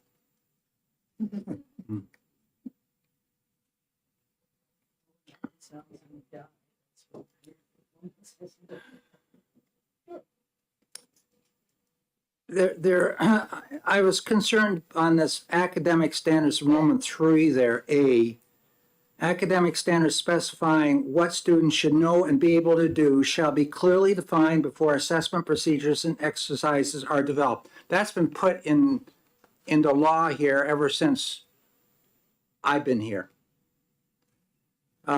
They're writing statewide academic standards established by the department in consultation with educators and stakeholders, which shall be used to identify grade level expectations and standardized cut scores. We also have in law later on and receiving prior review and recommendation of the Legislative Oversight Committee. That's in the bill we just passed this last year. And so that's not there. And the other one says academic standards. Yeah, And we it's just, just statewide. and we just went back where it was either or, right? They could do either or. And now it's just statewide academic standards, which we don't know what they are. Right, so page 3, it was either or, and now it's just statewide. Well, notice it says who develops it, the department. That's it, in consultation. Well, it does say with stakeholders. Well, I think that historically, that's been part of the practice, I think, of bringing the teachers and administrators in to deal with it, so. Yeah, they talked about that the other day. The standards which were approved, the next generation science standards, had to receive approval from the Legislative Oversight Committee. And this is excluding that group. It's excluding us. Standardized cut scores, is that like where you say, like proficient isn't the same, reading proficiency here isn't the same as reading proficiency in Mississippi? Well, they set those, they set the bar. Right. Like proficiency 1 versus proficiency 2, et cetera. Feds or The states did, yeah. The states do. Yeah. So like our They don't really state. people out in the communities think proficient means passing. They say teachers. The feds do have 1, 2, 3, 4. Right. They could be from Connecticut, New Hampshire. if they were teachers. It's pretty, it's up there. But they have minimum levels, minimum bars. For example, the minimum bar for graduation, I believe it's 60 or 67% of kids graduating from high school. Our graduation rate is close to 89, 90%. But we're using their bar because that's the bar they use for ESSA, the Every Student Succeeds Act. It's the Elementary Secondary Education Act, basically. Yeah, I thought when we talked about that when ESSA was coming through. We did. We talked about that and it, because it has to move every year, or it's supposed to move up. You know, one of those, the proficiency thing is supposed to move up. So as you make it, you never catch up. You know, some people never catch up. But we were saying how if we're at 91% and the bar federally is like at 67%, you know, making us move up to 92% or 93% is a lot tougher than going up from 67. It's just like in the CTA, Representative Cornell, where we have allocated $9 million each, and now we're going to 11. That is our maintenance of effort now will always have to be at least 11 million. We can't go down if we want to get the federal money. So you have to maintain your maintenance of effort, and the same thing applies to these scores. You raise that bar, you're not going to go back down. So they put the minimum bar in our statutes. But it's not reflective of the Granite State, 67% graduation. I don't know how they do 1, 2, 3, or 4, though. I think that's a federal deal. It'd be interesting to get a copy of the current ESSA standards that we had, because I thought that we didn't take the low bar. I thought we had a higher bar, and that was part of the problem that we had to improve because, you know, we're already. I can remember Senator Guida going off his nut on that because he wanted it higher. Yeah. Yeah. And no, we kept it that low bar because federal money. The final ESSA state plan is available. It's online. I believe so. So I had another note on that section that we're looking at. In the current law, it says what students should know and, my emphasis, be able to do. And in the draft, that language is taken out. I mean, it shouldn't just be that you have knowledge, it should be that you're able to apply it, you're able to do something with it. There you go, getting picky. Oh, that's what we want to do. Listen, deletion of 3 twice within the last. Pardon me? Isn't it? Yeah. This is kind of like HPP. So what we're doing is just building some awareness right now, so when we do sit down with them, we have some talking points already. This is going to take days.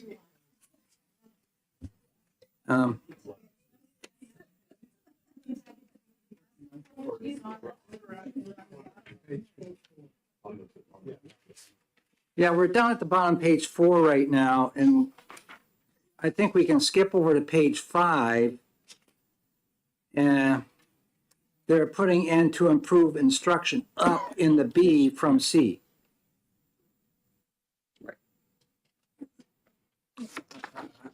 Unless there's something, I don't really have a gut ache on any of that.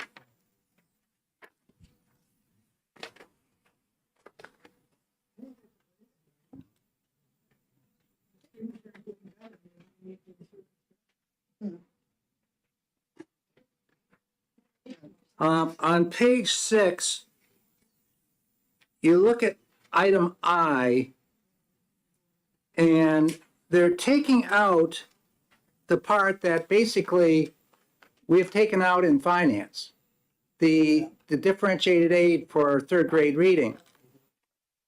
My question is, though, should we have the part that says at the end of the grade 3 to determine if pupils are, should we have that right down to where on the middle there it says department as part of a statewide assessment program, period, and leaving the differentiated aid stuff out?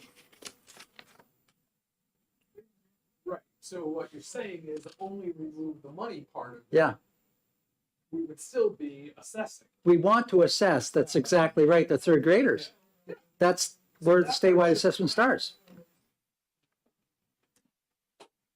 So I was just scratching out that latter part, the testing part.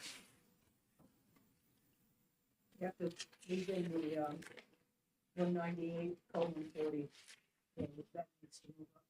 But you gotta have an assessment, unless you're not going to use the reading assessment.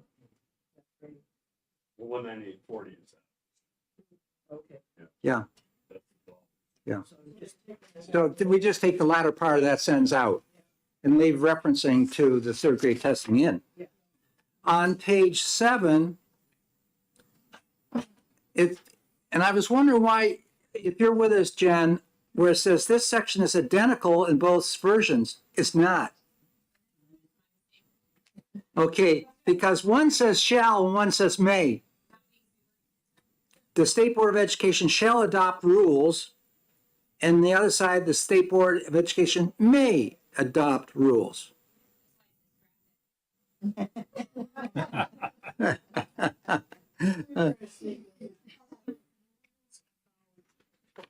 Yeah, About what? Just about the exemption. for Yeah. certain students. The second line. So the question asks, do we need rules, or does the statutory language say it well enough? Is that where they said there were no It rules says because they shall and they haven't. they had never developed They never rules. did, They but just go you know, by it the says statute. shall. Yeah. Right. And if you go by statute, you get it done quicker. You know, rulemaking JLCAR is a long process. So, but it might be a question mark when we have a chance to have Nate in here. We ask him, what's the rationale? Well, and also things may take longer through GELCAR, but GELCAR is kind of a necessary review, I think, by attorneys and to make sure things are functioning correctly. Yeah. We have about 3 more minutes here. Senator Waters came in to help us. The next part there is the part which the components, the areas that make up the statewide assessment. When I first came in the legislature, it went mathematics, science, and those other areas as a requirement of the state assessment. Now, because we weren't doing it, history, geography, civics, economics were taken out. And this is And- saying that, yeah, they weren't supposed to be taken out, you guys were still supposed to be doing it, and therefore we're gonna be testing. Well, we gave it to the local to make the decision. how they were gonna do that. Right, there's no statewide assessment for those areas. So I don't know if this is the time or place, but I think there should be assessment. Thinking about Yesterday's, when, you know, Senator Carson and Senator D'Alessandro were in here, it gave cause for us to really start thinking. So maybe this is a good place to stop right now, because we're going to go into that, but, so we're going to need to set up a day to go through this, and it's, so if everybody's able to try and look at these things and to, you know, find things which may be of, you know, concern, you know, I've gone through and I found places, you know, just like we found the other day that the word competencies that are in statute is not the same definition they're putting in the new ED 306 rules.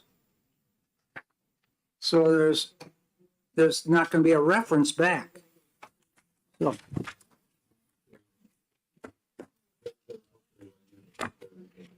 Okay, so we'll close the work session right here, and we'll set it up in the calendar when we're going to do this. It's going to be a little bit here. We can't do it next week, of course, because we haven't put it in the calendar. And the following week, let's see, next week is the budget, getting it over. Right. And then the following week, we're going to have to exec some of our bills, which we have. Yeah. So it's going to be somewhere either possibly in that week or the week after we'll start this. This could take several days. Yeah. Who selects vendors? The state board does. Yeah. I'd like to see some specs. I looked at. Have we got any new bills? For, today, and there were no bills for education on the regular calendar. And there were just No, three I haven't House seen bills any. on consent. Yeah.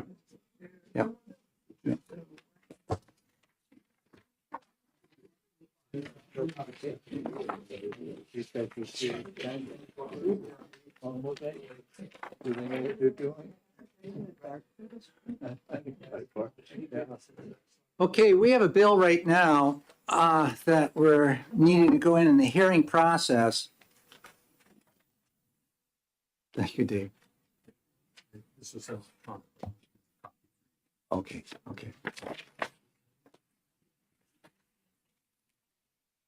We have to get more copies, we need more copies than that. I went down to a lot. Okay. So we're looking at SB 213 relative to educational institution policies on social media. And I'd like to welcome Senator Waters to education. Thank you very much, Mr. Chair, Mr. Vice Chairman, members of the committee. Senator David Waters, District 4, to introduce Senate Bill 213. This bill makes a couple of small changes to our social media and student use statutes, and it arises from some information we began to receive last summer from educators and also conversations we had with DOE and with the Career and Technical Education Advisory Council. And so worked during the fall and up until really just a couple days ago to come up with some language about it. And there's really two parts here. Let me explain them separately. The first part of the bill, let me say a word about social media policy. Some of us in the room were here a number of years ago when we did the work on social media policy, in part because of a need to tighten up and to make sure we were accounting for the new technologies, and also quite tragically some situations in a couple of schools where social media had been related to some abuse. So I think we really worked very well in the House and Senate to craft some really good legislation. As time has gone by, it's clear we need to tweak it a little bit for a couple of reasons. The first part here, really you might think of it as the LinkedIn Amendment, that there are students who are preparing to have credentials they can present so they can get certification or employment. And superintendents and others were saying, well, no, under the policies as they saw it in statute, we couldn't let students under the supervision of teachers use LinkedIn, so they couldn't get their credentials out on that platform and potentially other ones. The second one comes more particularly related to career and technical education, that there are several curricular platforms, I think particularly in engineering, but also accelerated by the COVID epidemic in areas like welding and in auto repair, where there's really good online curriculum available. But we need to make a change to our statute about allowing that under teacher supervision and with parental consent, because some superintendents are reading our existing statute to say no, even though it seemed to me that under the statute existing that we could hardly do that, but they were looking at different area statute and saying we don't think we can do it. So this will clarify that authority. And so you'll see here in the existing version of paragraph 2 that being addressed. I had sent to you electronically since we passed this in the Senate. DOE came forward and said, we really think that we need to make just a couple changes in the wording in part 2, and I think rather importantly, put it into 189.66 rather than in 189.70. And partly the reason for that is to make sure that we are very clear on the requirement of parental consent for opt-in. And that's the section of statute where this belongs then. And we think this is really essential that we have a parental opt-in specified here, written parental consent. So what it will now read on part 2, and again, we emailed it to you and the chair has a few copies. Students participating in career exploration or career and technical education may, with written parental consent, register for technology platforms and services to be used as part of the student's program of study. And that's important too. It's not just for any other reason. It's because they've got to use that engineering curriculum or that automotive or whatever it might be, or a lot of the biological sciences too, which require the provision of personally identifiable information. Copies of written parental consent shall be retained as part of a student's educational record. This has been, I'm really appreciative to the attorneys at the Department of Education who brought forward these issues and the way to deal with them, and here's the bill. Thank you, Mr. Chairman. Senator Waters, I received a communication from Jeff Beard, and I'll read it, and then you can tell me, is this amendment addressing what Jeff is saying here? He says, I agree, and if it is possible, amending RSA 189.66 would address the issue we've discussed of CTE teachers and students finding it difficult to access industry-recognized credential assessments and industry standard tools such as Adobe Pro and SolidWorks in the CTE programs. So does this amendment take care of what the director's saying? Yes, and thank you for the question. What Jeff Beard did was he took that to the attorney in Department of Education who drafted it this way to account for that and to make sure we had the written parental consent. So what you see before you is what the DOE attorney and Commissioner Ada Blue signed off on. Are there questions of Senator Waters? I would just think that, I'll take a look, but I think we also have, in line with this amendment, have to take a look at 189.68A, which deals with online personal information and systems which require personal information. I think we have to check that section also. Thank you. Yes. Yes, Representative McDonald. Thank you, Mr. Chair. Thank you, Senator Waters. Line 7 of the bill mentions career development. Could you speak a little bit more as to what careers the intent of the bill is trying to include? I'm sorry, which part of it are you referencing? Line 7 specifically, career development, Yeah, like just which careers? yeah. I think that was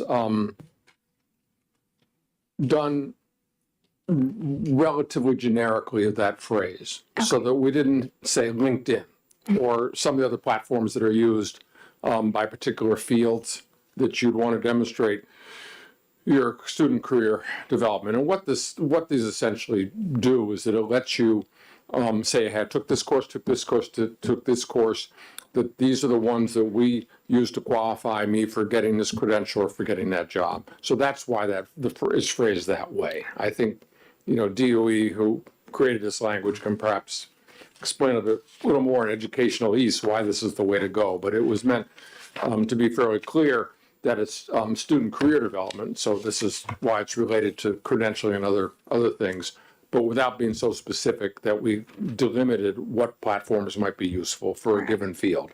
Could I ask a follow-up on that? Yes, go ahead. Is there anything within this bill that would prevent a student who thinks they could perhaps be developing a career such as a influencer on social media, new ideas some students have? Is there anything in this bill that would prevent them from doing that because it's not school related, but they might believe it's school related, or will develop their career in some kind of unique way, I guess? Yeah, thanks for the question. Let's, work with Representative Kirk and Senator Reagan, and I kind of really worked on these because, protecting our students is paramount to me. Yes. And let's consider, and Vice Chair Cordelli rightly saying, let's make sure we button it up with 168, is that this is under supervision and it's with parental consent. So those questions would be asked. Well, what job you're going to apply for, what credentialing you're going to get, and if there are legitimate credentialings in those areas, that's what's appropriate here. If there aren't, then they can go do that at home. But as far as demonstrating educational accomplishment, these are the controls. All right, thank you. That answers the question. Representative Belcher? Thank you, Mr. Chair, and thank you, Senator Waters. I just wanted to address the sort of underlying idea here of utilizing such as social media platforms for career development. Can you speak to whether or not there's any cause for concern that if we're going to possibly advance students using particular social media platforms to act as sort of accumulators of their individual skill sets in order to try to get employment, could we not be disadvantaging students who don't want to use those and creating a bit of a perverse incentive there that students have to use these sites in order to be competitive? Well, thanks for the question. I think this is essentially enabling. If a student or their parent says no, that's where it is. What I was concerned with this one is that, being deeply invested in career and technical education and in workforce and providing opportunities for our high school students, that we don't have something that prevents them from being able to post their credentials or to access things that would help them with an employer or help them with their certification. So I worry about that. In that, we want to make sure students have the opportunity, but it is finally a parent's choice, isn't it? Or a student's choice. If they don't want to do something, this doesn't force them. Just real quick, just to clarify, I just want to make sure, because I'm not familiar with the entirety of this law. There's nothing in current law that would prohibit a student or parents from doing that on their own, is there? No, but if you're some of these educational curricula you're using in the school, Adobe or there's some amazing things that came out of COVID where you can do medical procedures online with virtual reality or work on a car. But then the engineering one there's some really great curriculum out there. Okay, thank you. So, anyways, Yes, Representative Cordelli? Thank you. Senator Waters, do you know if this would encompass digital badging, whereby a person gets a digital badge and you get badges included in your folder for certain performance tasks or certifications or so forth? Because I have concerns about digital badging and have had it on my list for a couple of years to look at legislation in that regard because of concerns about you don't necessarily know who's posting a badge for you. Being able to object to something or modify something, et cetera, I think are issues to be looked at with digital badging. So I'm not sure if really this would encompass digital badging or not. I don't know if that has come up in any conversations you've had on this. To answer the question, no, it hasn't. And, great question. And I'm not sure whether it's really relevant particularly to this, but I think it's a great question to ask the attorneys or if you ask Jeff Beard, he'll get it to the attorneys and see, because, yeah. I mean, here we wrote, Neil Kirk and I and John Reagan wrote a great bill a few years ago, and then who'd have thunk it? Social media changes, huh? So we gotta make sure we're protecting our kids and keeping up. Yeah. And now you're hearing about AI. I could use some of that artificial intelligence in my age, Mr. Chairman. Representative Tanner. Thank you, and thank you for taking my question. When some of the clamp down on using social media happened in schools, I had quite a conversation with a local school that I represent, and they have a graphic design class that they use Adobe. They had a drafting class where they used online drafting tools, things like that. And when that law went through, they thought they couldn't use them. And it seems, and so I appreciate that you have this bill coming through. I'm just wondering if it sounds like the whole purpose or the whole initiative for this bill was through the career and technical, the CTE centers. And I'm just thinking, could the public schools that want to use Adobe use the same type for a career, the same type of thing with teacher supervision, with parent opt-in on that? That's the question. And I think that, I did speak about CTEs, but this is meant to be a little broader than that. That's why on line 8, we've got career exploration or career and technical education. The example you gave is just the problem, that some superintendents were looking at the statute, which we had thought allowed their students to use the curriculum they wanted, and they were looking at the statute and saying, well, you look over here, and we're a little nervous about it. So basically, it's not a housekeeping bill, but basically what it does is to make sure, especially by going into 189-66 instead of 70, we think that this addresses the concerns the superintendents were having over what was permissible. Further questions from the committee? Yes, Representative. Thank you, Mr. Chairman. Thank you. Just technical question. Is this amendment the only part of the amendment, or is this just to amend the amendment? If you look at the original bill, Yep. as amended by the Senate, Yep. starting on late line 8, paragraph 2, the amendment just replaces that part. But the first part is still in, the first 8 Yes. lines are still Yes. in the bill. Yeah, Okay. so it says amend the bill by replacing section 2 with the following. So just that second section. Further question, Representative Damon? Thank you for taking my question. I'm just wondering, in the amendment has left out what in the bill from the Senate is the end of line 13 and 14. So such technology and services shall have a direct connection to the content areas of study. That seems like a valuable statement. Yeah. Is the thinking that that's covered because it says it's part of the student's program of study? Is that enough? Yes, what we thought was that by moving into this other section and by including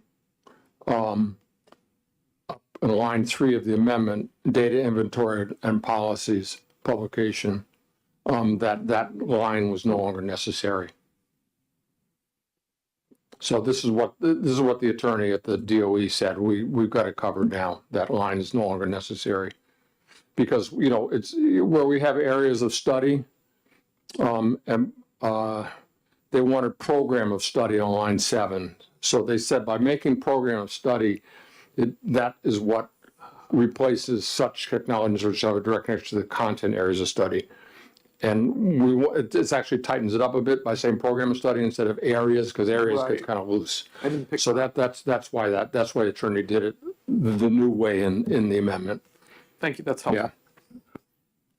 Are there further questions from the committee for Senator Waters? Thank you so much, Mr. Chairman. Thank you very Members of the much. committee, back to session. Have fun.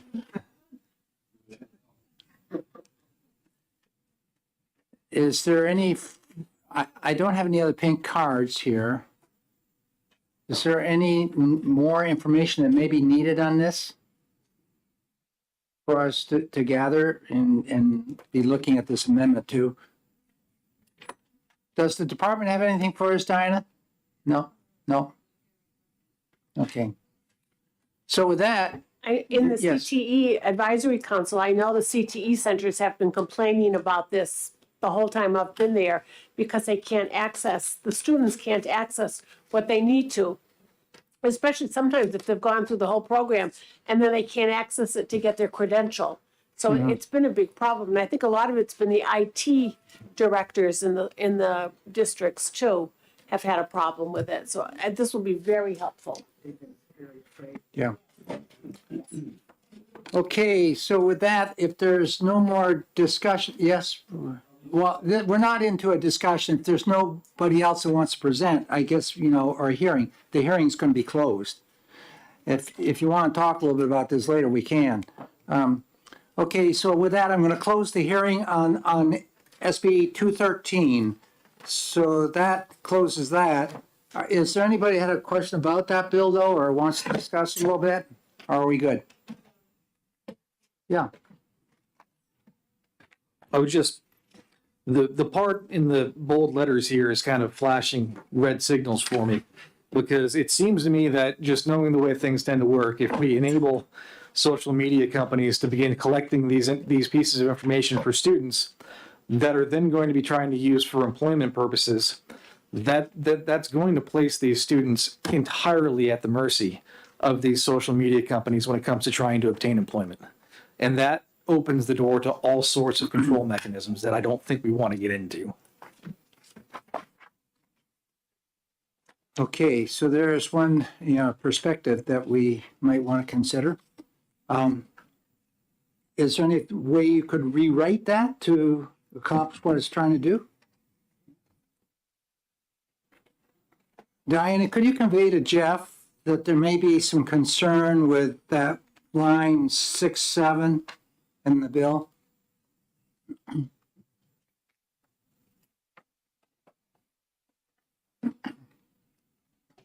Okay, I guess with that, we are done for today. Yeah, that's it.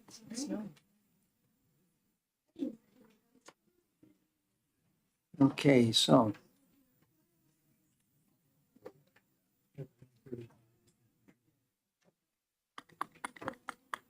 So we meet next when? 11th. Yeah, the 11th would be the next scheduled meeting. I haven't scheduled it yet, but. Chairman Ladd, Yeah, I had a question. Do you know how many more Senate bills we have for public hearings? the bills which we have are the ones that we scheduled for today and the other day. Right. So with that, That's there's it? 2 bills that we haven't heard. One from last night, or Yeah, yesterday yeah. afternoon, And then, 272. that's it? That's Well, it. that's enough, but I was like expecting a whole other. So what we That's would good. do So is, now we once gotta we get exec- those done, we Then exec we'll them. exec them. And then what we do is we look, well, we won't be doing 266 until we have more work groups on that. Then we exec, and after we finish doing that, we're going to be looking at the retained bills, which we have. And we got to go back to those. And I can tell you how many retained bills. We have 14 retained bills. We don't really have to act on them until the fall. Not till the fall, but if there's some retained bills which we want to have work sessions for, subgroups, committee groups, that's when we set those up and start working on them. Yeah. So we're closing in on it. Good afternoon. Hi, grab a break for a second. Sure.